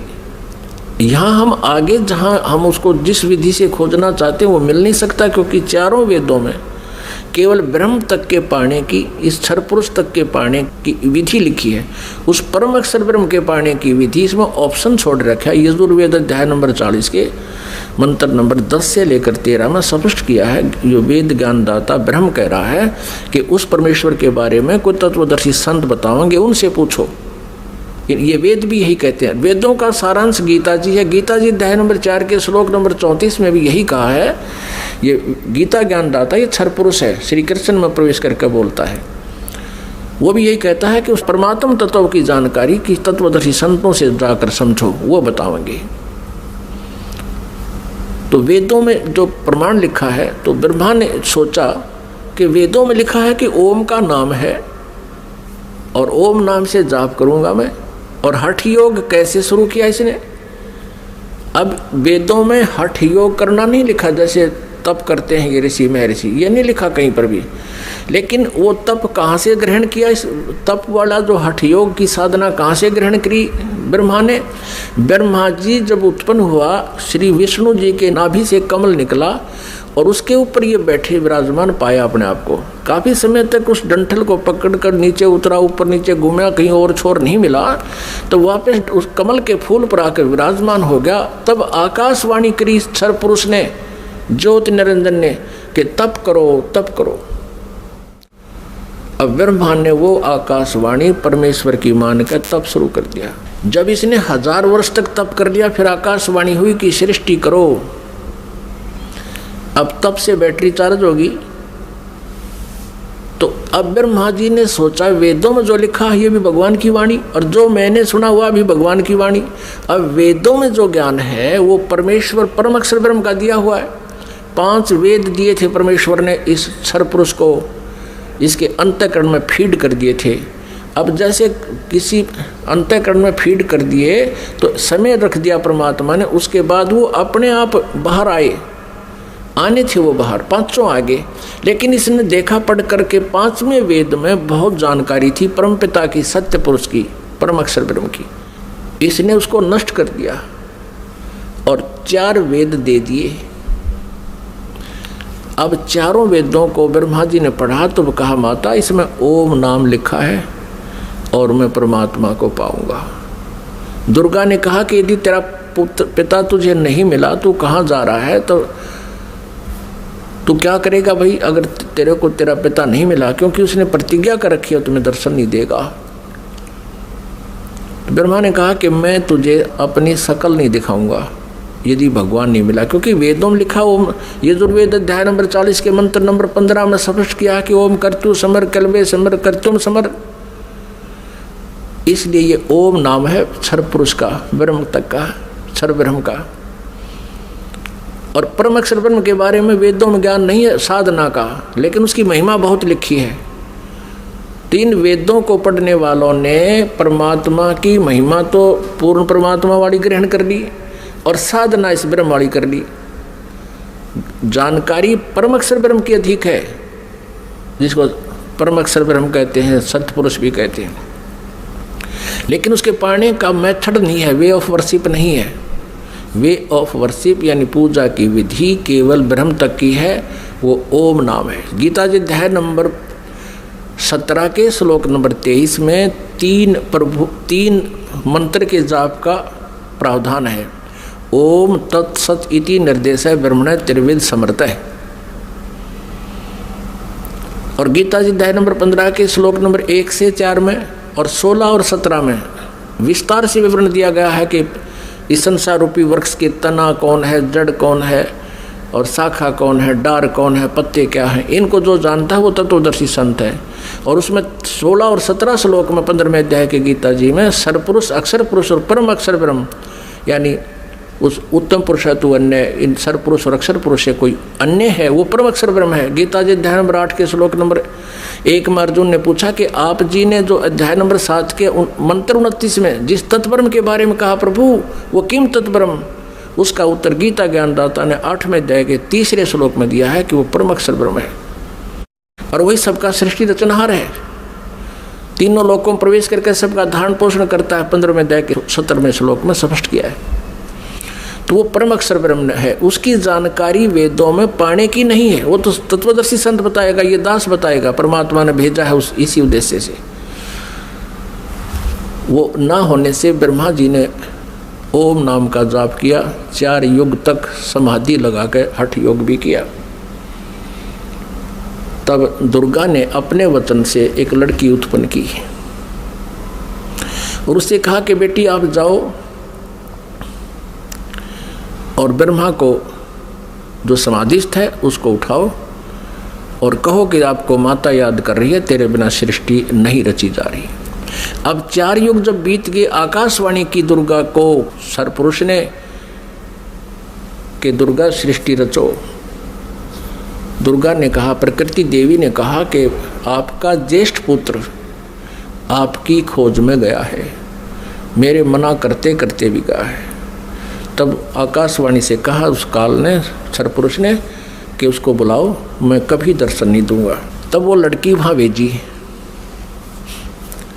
लड़की ने जाकर के देखा कि आवाज़ लगाई, ब्रह्मा उठा नहीं। तब दुर्गा से अपना आकाश यानी अंदर से अंतःकरण से फ़ोन किया, टेलीफोन किया कि माता ये उठ नहीं रहा, अब क्या करूं, बहुत आवाज़ लगा ली। दुर्गा ने कहा कि तू इसके चरण स्पर्श कर। चरण स्पर्श करते ही ब्रह्मा की आंखें यानी समाधि टूट गई। सामने देखा युवा लड़की को। ब्रह्मा जी ने कहा कि तू कौन कुलटा आ गई है, तुझे मैं श्राप दूंगा, तू मेरा तप भंग करने को आई है। तब लड़की ने कहा मेरे को माता ने भेजा है और आपके बिना सृष्टि रची नहीं जा रही है, बहुत चिंता है माता को, आप चलो। तब ब्रह्मा ने कहा कि कैसे चलूं, पिता के दर्शन हुए नहीं, माँ से मैं प्रतिज्ञा करके आया था कि यदि प्रभु मुझे प्राप्त नहीं हुए तो मैं तुझे शकल नहीं दिखाऊंगा, दर्शन नहीं दूंगा, लौट कर नहीं आऊँगा, अब कैसे चलो, मुझे परमात्मा मिला नहीं। फिर ब्रह्मा ने कहा कि तू एक काम कर, मेरी झूठी गवाही दे दे तो मैं तेरे साथ चल पड़ूं। अब उस लड़की ने सोचा कि माँ का कार्य नहीं हुआ तो अक्षुब्ध होगी और यदि मैं झूठ बोलूँगी तो ये कह दे कि इसने अपनी मर्जी से बोला है, तो फिर मैं मारी जाऊँगी, मेरे ऊपर ज़्यादा भार आएगा। तब उसने शर्त रखी कि तू मेरे साथ विलास कर, तब मैं तेरी झूठी गवाही दूंगी, तू मेरे साथ ऐसा कर। ब्रह्मा ने सोचा कि परमात्मा के दर्शन हुए नहीं, वैसे मैं घर जा नहीं सकता। उसने उस लड़की की बात को स्वीकार किया। फिर लड़की ने अपने वचन से एक और लड़की उत्पन्न की और कहा कि 1 से 2 गवाह ज़्यादा अच्छे होते हैं। उस लड़की से कहा दूसरे नंबर की से कि तू भी गवाही देना कि ब्रह्मा जी को पिता के दर्शन हो गए और हमारे सामने हो गए। उसने भी यही शर्त रखी, इसी उद्देश्य से कहीं मैं झूठी ना सिद्ध कर दे मुझे ये और ये आप बच जावें। उस लड़की ने भी वही शर्त रखी ब्रह्मा ने वो स्वीकार किया। अब तीनों के तीनों माँ के पास आ गए, दुर्गा के पास।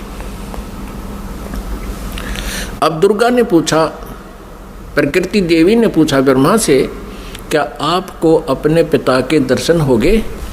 अब सुनियोजित षड्यंत्र के तहत ब्रह्मा ने कहा, हाँ मुझे पिताजी के दर्शन हो गए।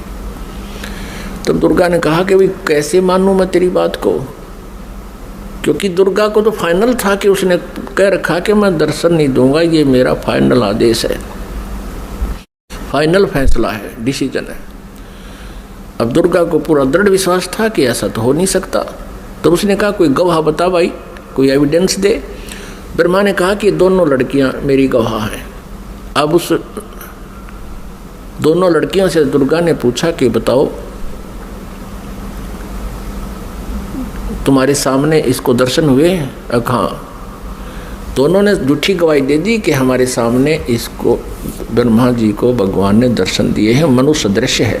क्योंकि वेदों में लिखा है, यजुर्वेद अध्याय नंबर 5 के श्लोक नंबर 1 में और 5 के मंत्र नंबर 8 में, तो 8 में तो 3 बार लिखा भगवान के विषय में, और यजुर्वेद अध्याय नंबर 5 के श्लोक नंबर 1 मंत्र में 2 बार लिखा, अग्ने तनुरसी विष्णुवे तवा सोमस्य तनुरसी।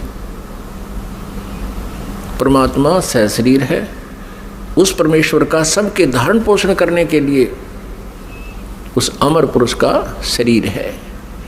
और ऋग्वेद मंडल नंबर 1 सूक्त नंबर 31 मंत्र नंबर 18 में स्पष्ट किया है कि वो नरवत अग्नि, मनुष्यवत, मनुष्य के समान है वो परमात्मा। तो ब्रह्मा को वेदों से तो पता था कि भगवान मनुष्य जैसा है, उधर से उनको समझा दिया, तुम न्यों बता दियो भगवान मनुष्य जैसा है। अब दुर्गा को सभी ने जब गवाही दे दी तो दुर्गा असमंजस में पड़ गई कि मेरे को तो वो कह रहा था मैं दर्शन दूंगा ही नहीं, और इन बच्चों को दर्शन दे दिए। अब दुर्गा अपने मन में दुखी होकर दूर जा बैठी और कहने लगी कि आप तो बहुत झूठे हो।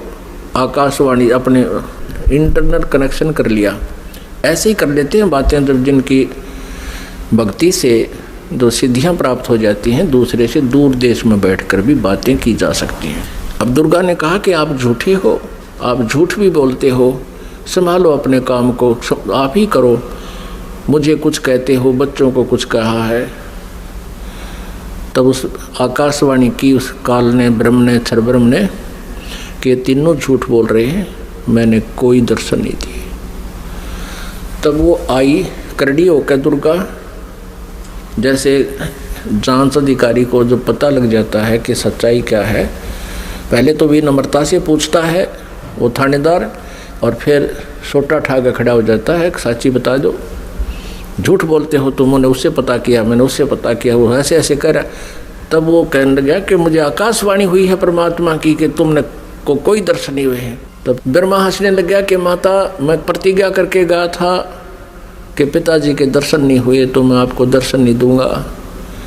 पिता के दर्शन हुए नहीं थे, हम तीनों ने मिलकर झूठ बोल दिया वापस आने के लिए। तब दुर्गा ने उन तीनों को श्राप दे दिया। ब्रह्मा को श्राप दिया कि तेरी जग में पूजा नहीं होगी और तेरे जितने भी अनुयायी वंशज होंगे तेरे जैसे लपाड़ लफंडर झूठे होंगे, सच्चाई का पता नहीं होगा पर विद्वान कब आएंगे। तो ब्रह्मा जी के अनुयायी कौन है? ऋषि महर्षि, और उनको वेदों का बिल्कुल ज्ञान नहीं था और मैं ऋषि की पदवी पा गए। अभी दिखाएंगे, घबराना ना, कोई पहली बार सुन रहा हो, पूरी डिटेल दिखाएंगे कि सतयुग के ब्राह्मण और गुरु ऋषियों को वेदों का ज्ञान कैसा था। उनको वेदों का ज्ञान ही नहीं था। अब ब्रह्मा जी को बड़ी चिंता हुई कि मेरे को श्राप दे दिया, मेरी पूजा नहीं होगी। ब्रह्मा मूर्छित हो गया, इस आघात तो ऐसी लगी उसको वचन की। फिर दुर्गा ने विष्णु जी से पूछा कि पुत्र तू भी अपने पिता की खोज कर ले, कहीं फिर बाद में सृष्टि के दौरान तुम समाधि ला कर बैठ जा और सृष्टि कर्म में बाधा पड़े।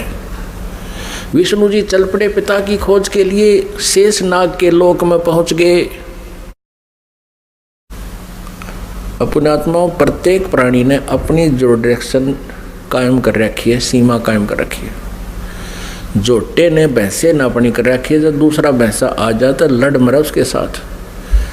कुत्ते ने अपनी सीमा बांट रखी है। ऐसे ही जो ही शेषनाग के लोक में विष्णु जी ने प्रवेश किया, तो शेषनाग ने सोचा कि तेरे लोक में, तेरी जुरिडिक्शन में ये कैसे आ रहा है निर्भय होकर के, इसको किसी का खौफ नहीं, मैं यहाँ का सम्राट हूँ। अब जो ही विष्णु जी निकट आए तो उसने 1000 फन ऐसे फैला लिए शेषनाग ने, और 1000 फनों से विष का फुहारा छोड़ दिया। जैसे धुंध हो जाती है, ऐसे विष्णु जी के चारों तरफ उस विष के फुहारे की धुंध होगी, और श्री विष्णु जी के शरीर पर, पूरे शरीर पर ऐसा पेंट हो गया काला, उस विष से काला शरीर हो गया। अब विष्णु जी ने देखा कि इस नाग ने ये क्या कर दिया, मैंने इसको कुछ कहा नहीं, आगंतुक के साथ ये ऐसा दुर्व्यवहार करता है, मैंने इसको कुछ कहा नहीं, कोई इसको हानि पहुंचाई नहीं, मैं तो अपना कोई किसी खोज में आया था और इसका इतना दिमाग खराब है। अब विष्णु जी ने सोचा कि ला इसको ख़त्म कर देता हूँ, इस नाग कीड़े को। जो ही शेष नाग को मारने के लिए आगे को चले विष्णु जी, आकाशवाणी की उस ब्रह्म ने, क्षर पुरुष ने, इनके पिता ने, कि विष्णु तुम ऐसे एक दूसरे को मारते रहोगे तो सृष्टि कैसे चलेगी, तुम वापस जाओ, और कहीं पर मैं कभी किसी के सामने नहीं आऊंगा, मैं दर्शन नहीं दूंगा किसी को, मेरी उपलब्धि कोई नहीं कर सकता। और जाके अपनी माता को सच सच बता दे कि मुझे दर्शन नहीं हुए, यदि तू झूठ बोलेगा तो तेरा भी हरास ब्रह्मा जैसा होगा। और इस शेष नाग ने जो तेरे साथ अभद्र व्यवहार किया है, इसका ऑयल, इसका टिट फॉर टैट, यानी इसका बदला तू द्वापर युग में श्री कृष्ण रूप में जाएगा, तब तू इसका बदला लेना, और अब इसको कुछ मत कहे। विष्णु जी को जब आकाशवाणी हुई, उसने परमात्मा की आकाशवाणी मान के वापस माँ के पास आ गया। दुर्गा ने पूछा, बेटा तूने अपने पिता के दर्शन हुए? विष्णु जी ने कहा कि नहीं माता, मुझे कोई दर्शन नहीं हुए। और माता ने पूछा, फिर तेरा हाल ऐसा कैसा हो गया कि ऐसे ऐसे शेष नाग के लोक में चला गया, उसने मेरे साथ ऐसा किया, और आकाशवाणी में कहा है कि इसको अब मत मार, द्वापर युग में जब तू श्री कृष्ण रूप में जाएगा तब तुझे इसका बदला दिलाऊंगा। अब दुर्गा ने विष्णु जी को सीने से लगा लिया कि बेटा तेरे को सतिथि का विभाग दिया जाएगा और तेरी पूजा जगमा होगी, और तू बहुत सच्चा व्यक्ति है। अब तीसरे शिव जी के पास दुर्गा गई, अपने पुत्र के पास, और कहा, बेटा तेरे 2 भाइयों को तो पिता के दर्शन हुए नहीं, उन्होंने खूब ट्राई कर ली, अब आप भी खोज कर लो अपने पिता की, कहीं फिर बाद में सृष्टि कर्म शुरू हो जाए, उसके बाद तुम जाओ कितना संन्यास धारण करो, अभी जाके खोज कर ले। भगवान शिवजी ने, शंकर ने समझदारी की, कहा माता जब मेरे 2 बड़े भाइयों को पिता के दर्शन नहीं हुए, ब्रह्मा जी ने तो 4 युग समाधि भी लगाई, और विष्णु जी ने वैसे घूम घाम कर ढूंढना चाहा, तो मैं तो ट्राई ये नहीं करता माता, पर मुझे एक वरदान दे दो। दुर्गा से शिवजी ने कहा, तमोगुण शिव ने कहा कि मुझे एक वर दे दो माता, कि मेरी मृत्यु कभी ना हो, मैं अमर हो जाऊं। अब दुर्गा ने कहा कि बेटा, श्री देवी ने कहा कि पुत्र यहाँ ऐसा नहीं हो सकता, जिसका जन्म है उसकी मृत्यु होगी ही होगी, ये मेरे बस से बाहर की बात है, लेकिन मैं तुझे एक विधि बताती हूँ जिससे तेरी आयु सबसे अधिक हो जाएगी। तो भगवान शिव ने कहा कि माता वही कृपा कर दो। तो दुर्गा ने कहा कि बेटा इस आयु के बढ़ाने का एक विधि है, तरीका है कि प्राणायाम करके श्वास को सूक्ष्म कर ले, एक स्थान पर बैठा रहे और सूक्ष्म श्वास कम से कम लेने से आयु बढ़ जाती है, क्योंकि आयु श्वासों पर आधारित है। तो भगवान शंकर ने यही सिरोधार्य किया, जैसे आपके आगे आप देखते हो ज़्यादातर भगवान शिव जी समाधिस्थ रहते हैं। इनकी आयु भी सबसे लंबी है। 7 ब्रह्मा की मृत्यु के उपरांत एक विष्णु जी की मृत्यु होगी, 7 विष्णु जी की मृत्यु के उपरांत एक शिव जी की मृत्यु होगी, तमोगुण शिव की। इसकी इतनी लंबी आयु है। और एक ब्रह्मा जी की आयु कितनी है? ब्रह्मा जी का एक दिन, रजगुण ब्रह्मा जी का एक दिन 1000 चतुर्युग का होता है। और इतनी ही रात्रि, एक चतुर्युग में कितने वर्ष हैं हमारे मनुष्यों के? 43,20,000 वर्ष एक चतुर्युग में। ऐसे ऐसे 1000 चतुर्युग का ब्रह्मा जी का दिन और इतनी ही रात्रि। 30 दिन रात का महीना, 12 महीने का एक वर्ष और 100 वर्ष की ब्रह्मा जी की आयु। इससे 7 गुना विष्णु जी की, सतगुण विष्णु जी की, और विष्णु जी से 7 गुना तम गुण शिव जी की। इतनी लंबी आयु होगी। फिर इन तीनों पुत्रों का दुर्गा ने विवाह करना चाहा। आकाशवाणी की उस काल ब्रह्म ने, सरपुरुष ने दुर्गा जी से कि दुर्गा तो इन तीनों बच्चों को पुनः सागर मंथर पर भेज दे, और वहाँ इनका विवाह करने के लिए तू ही 3 रूप बना करके 3 लड़कियों के रूप से निकलना। अब श्री देवी ने 3 रूप बनाए, गुप्त, और समुद्र में छुपा दिए। उधर से तीनों पुत्रों से कहा कि जाओ बेटा तुम सागर मंथन करो। उधर से ये काल सब व्यवस्था कर देता है। इन्होंने जाकर के सागर मंथन दूसरी बार किया तो 3 लड़कियां बाहर आई। अब माता ने कहा था बेटा जो पहले निकले उसकी पहचान कर लेना, अलग अलग। दूसरी बार जो निकले उसकी पहचान तीसरे के। तो तीनों ने आगे पीछे कर लिया, उनको माँ के पास ले आए। दुर्गा ने पूछा पहले कौन सी निकली थी? कि ये वाली। उसका नाम सावित्री रख दिया और ब्रह्मा से कहा कि ये तेरी पत्नी रूप में होगी। दूसरी को कहा तेरा नाम लक्ष्मी होगा, और विष्णु जी से उसका विवाह कर दिया। और तीसरी से कहा कि तेरा नाम उमा होगा, और उसका विवाह शिव जी से कर दिया। अब यहाँ से इस एक ब्रह्मांड में काल सृष्टि प्रारंभ हुई। इस क्षर पुरुष का परिवार प्रारंभ हुआ। इससे सुर और असुर उत्पन्न हुए।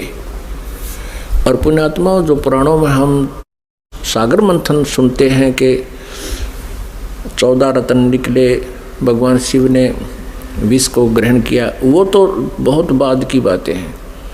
तो पहले ये इस प्रकार सागर मंथन हुए थे। वो इन वेदों में, इन पुराणों में नहीं है, वो सूक्ष्म वेद में है, 5वें वेद में। पुण्यात्माओं, अब ये है वो सृष्टि रचना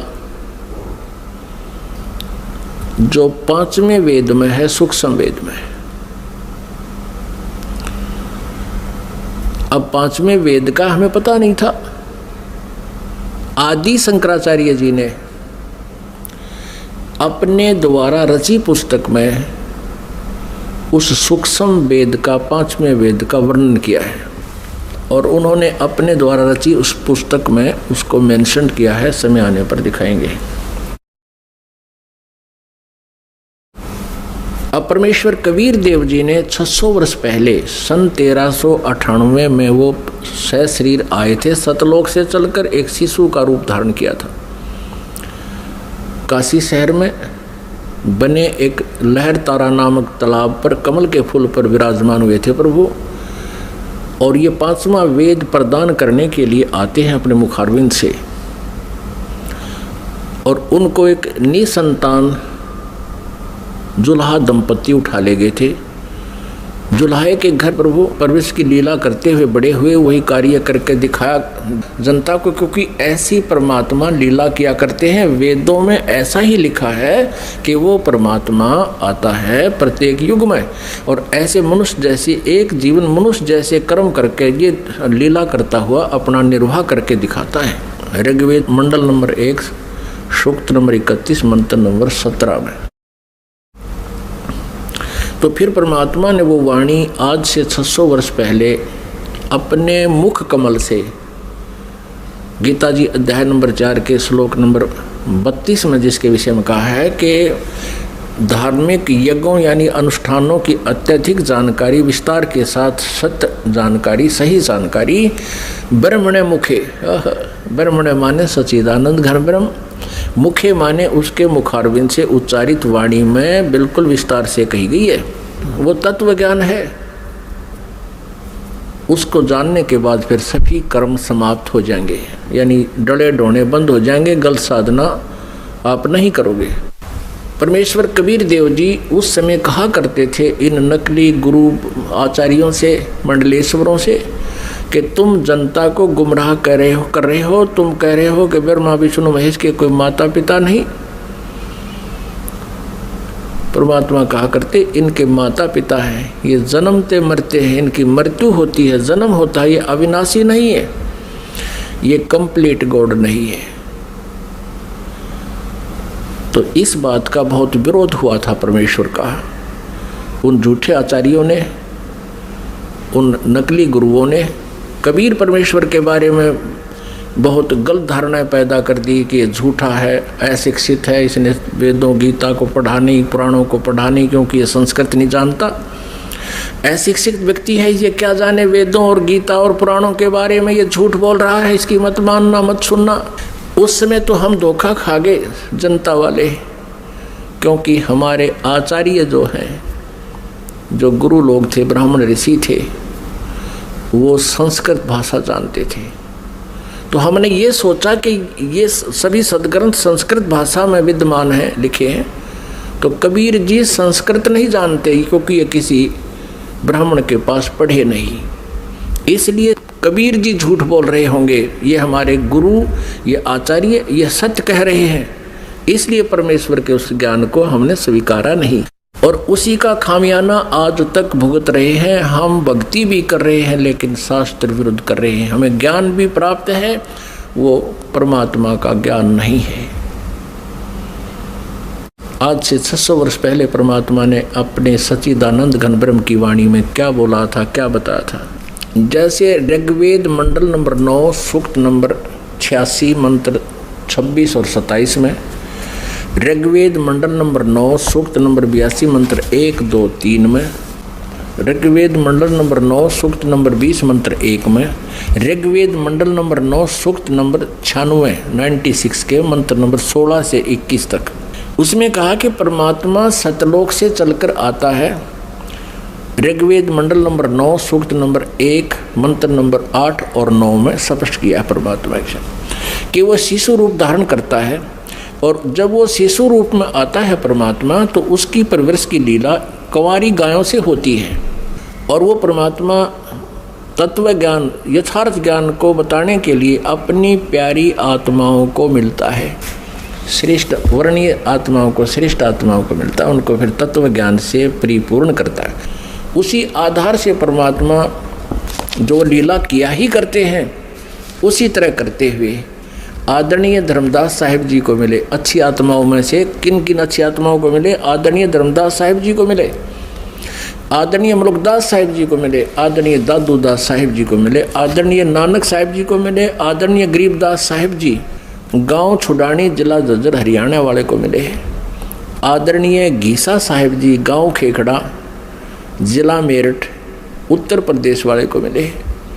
तो वो परमात्मा के गुणों में लिखा है कि वो ऐसा करते हैं, वेद भी गवाही दे रहे हैं। उसी आधार से परमात्मा धर्मदास साहिब जी को मिले थे, जो बांधवगढ़ के रहने वाले थे, मथुरा में गए हुए थे भगवान की खोज में। वहाँ परमात्मा ने कहा था इन तीर्थों पर भगवान नहीं है, भगवान आपके सदग्रंथों में लिखी हुई विधि से प्राप्त होगा।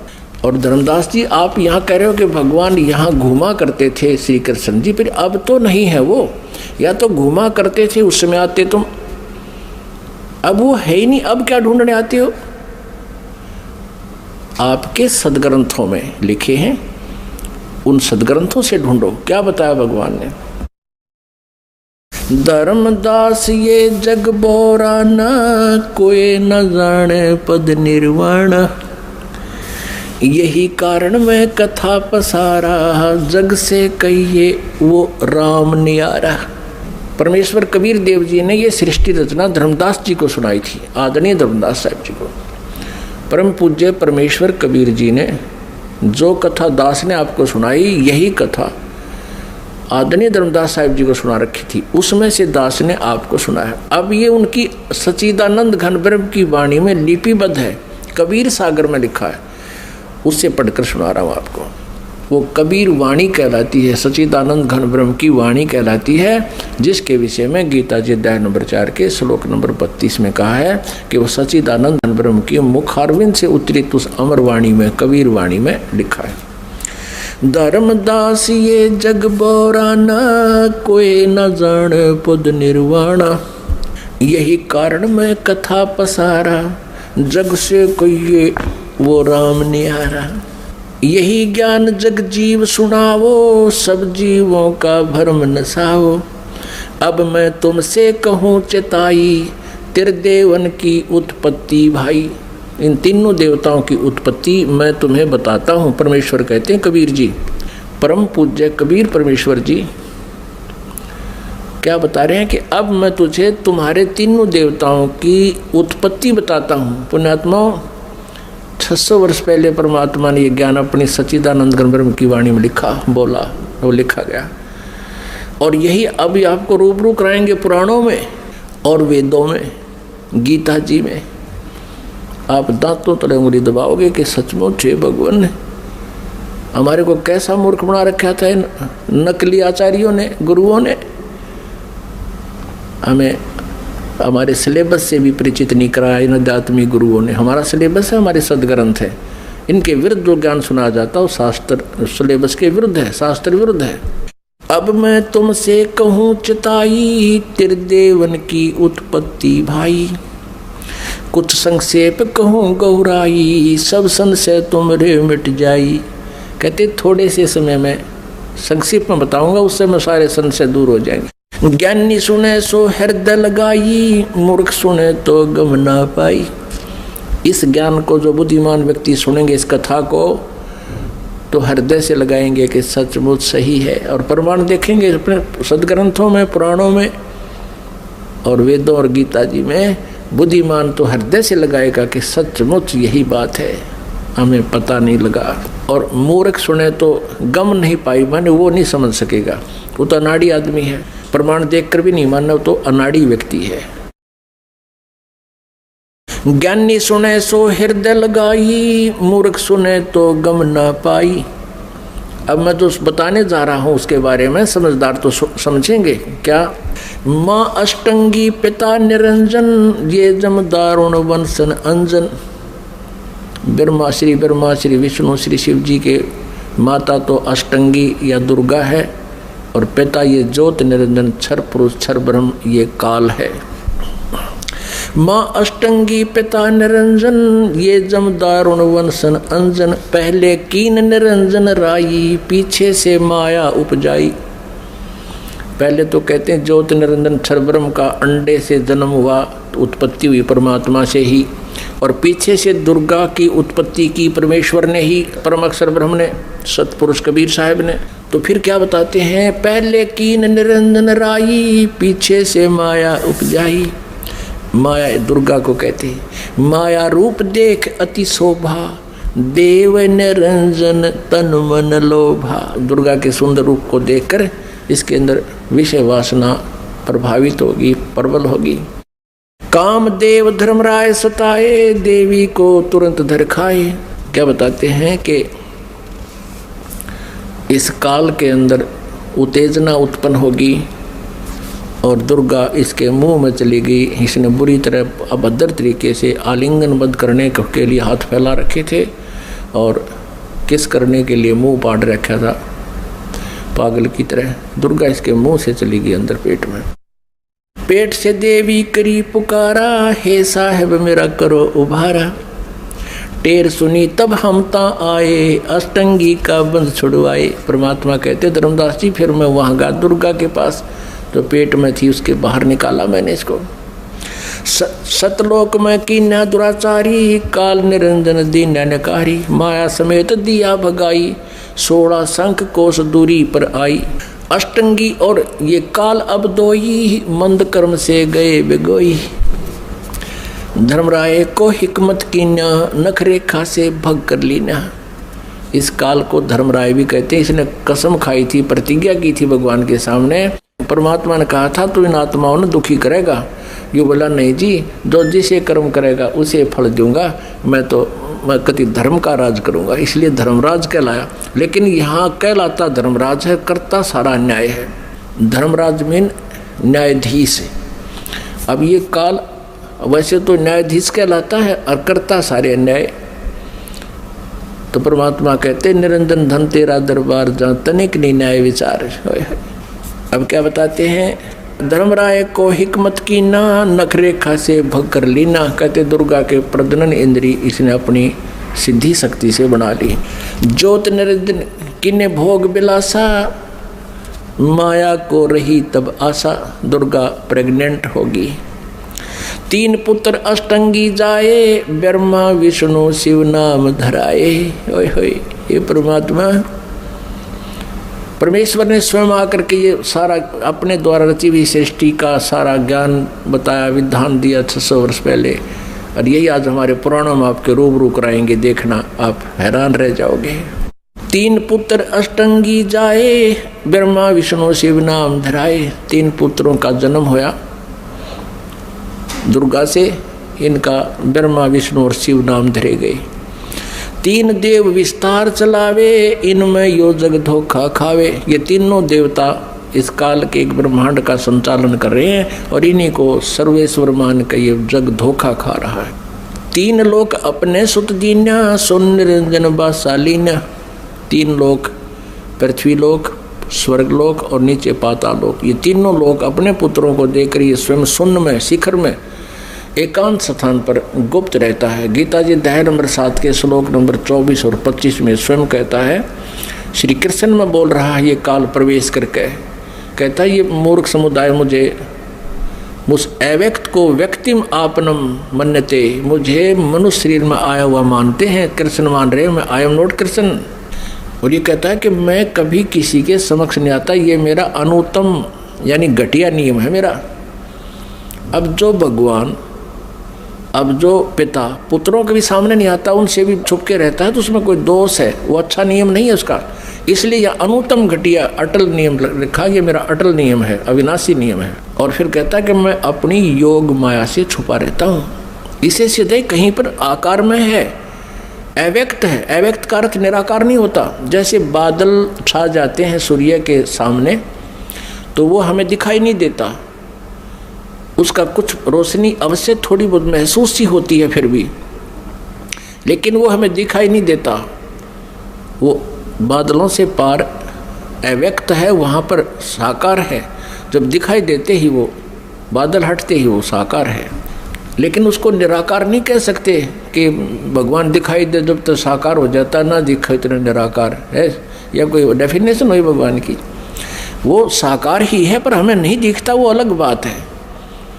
उसको अव्यक्त कह सकते हैं, जो दिखाई ना देता, हम देख नहीं पा रहे उसको, वो अलग बात है।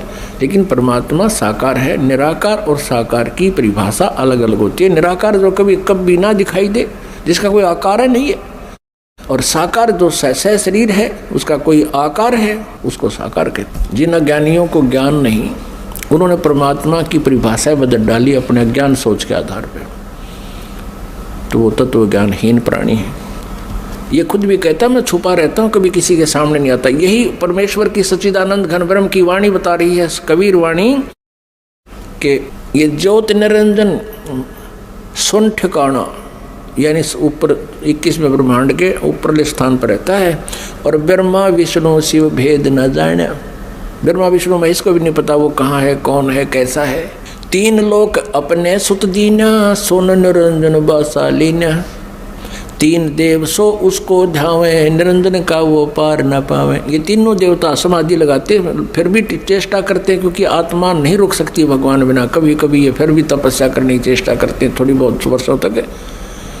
लेकिन उसका भेद नहीं पाए। और पहले इन्होंने ट्राई करके देख लिया, इन्होंने परमात्मा नहीं मिले, इसलिए दुर्गा ने उन्हें बता दिया कि वो निराकार है। तो इन्होंने स्वीकार कर लिया कि वो निराकार है, और इन्होंने भी ट्राई करके देख लिया, नहीं मिला, तो सब ने उसकी डेफिनेशन बदल ली अपनी सोच के आधार से कि परमात्मा निराकार है। क्यों दिखाई नहीं दे रहा उनको, उनकी वे ऑफ वर्शिप परमात्मा देखने वाली नहीं थी। वेदों में जो वर्णन है परमात्मा का, ओम नाम और आदि जो साधन है, ये परमात्मा को पाने के नहीं है। क्योंकि गीता जी अध्याय नंबर 11 के श्लोक नंबर 47 और 48 में ये श्रीमद् भगवद गीता जी का ज्ञान ये काल ही दे रहा है श्री कृष्ण में प्रवेश करके, और ये कहता है कि अर्जुन वास्तविक रूप मेरा ये है, विराट रूप दिखाया, और मेरे दर्शन, मेरी प्राप्ति, मेरा ये रूप है, और इस रूप में मैं कभी किसी को दर्शन नहीं देता, इसने प्रतिज्ञा कर रखी है। और ये कहता है कि अर्जुन तेरे से पहले मेरे इस रूप को जो तूने आज देखा, पहले किसी ने नहीं देखा इस विराट रूप को। अब श्री कृष्ण गीता जी बोल रहे होते तो ये नहीं कहते कि मेरा ये विराट रूप, असली रूप ये है, ये काल रूप है, इसको किसी ने पहले नहीं देखा। क्योंकि श्री कृष्ण जी तो कौरवों की सभा में पहले अपना विराट रूप दिखा चुके थे, तो ये शब्द नहीं कहते जो श्रीमद् भगवद गीता अध्याय नंबर 11 के श्लोक 47 में कहा, और 48 में कहा कि इस मेरी प्राप्ति यानी मेरे रूप के दर्शन यानी भगवान प्राप्ति, ब्रह्म प्राप्ति, ब्रह्म का ये रूप है, ये काल है। कहता ना वेदों वर्णित विधि से, ना किसी जप से, ना तप से, ना किसी क्रिया से कोई भी प्राप्ति नहीं कर सकता। इससे सिद्ध है कि गीता जी अध्याय नंबर 8 नंबर 13 में कहा कि ओम इति एक अक्षरम ब्रह्म व्यवहारण मामनुस्मरण, मुझ ब्रह्म का केवल ओम एक अक्षर है, इसका उच्चारण करके स्मरण करता हुआ यह प्रयाति तजन देहम, दो शरीर छोड़कर जाते समय तक स्मरण करता रहता है, तो मेरे से प्राप्त लाभ को, परम गति को प्राप्त होता है। ओम नाम से जितनी गति होनी है उसको प्राप्त करता है। तो यहाँ ये कह रहा है कि मेरी प्राप्ति ना वेदों वर्णित विधि से, ना तप से, ना जप से, ना किसी क्रिया से नहीं हो सकती। 11वें अध्याय के 47-48। तो इससे सिद्ध हो गया कि उस ज्योत निरंजन का किसी ने दर्शन नहीं हुए, और उसको कह दिया कि वो निराकार है। कहते खोजत था किया, अंत कहा बेचून, ढूंढते ढूंढते थक गए, कह दिया भगवान निराकार है, जबकि वो साकार है। वेद साकार बताओ, पुराण साकार बतावे, कुरान साकार बतावे, और बाइबल साकार बतावे, और किसी भी धर्म के किसी भी भगत से पूछ लीजिए, सभी कहें भगवान निराकार है। अब आगे वाले समय में आपको पूरी डिटेल दिखाएंगे, प्रत्येक शास्त्र में प्रमाण देंगे, इस परमात्मा के द्वारा बताई गई सृष्टि रचना प्रमाणित करेंगे अपने ही सदग्रंथों में, तब आपका विश्वास होगा। बोलो सतगुरुदेव की।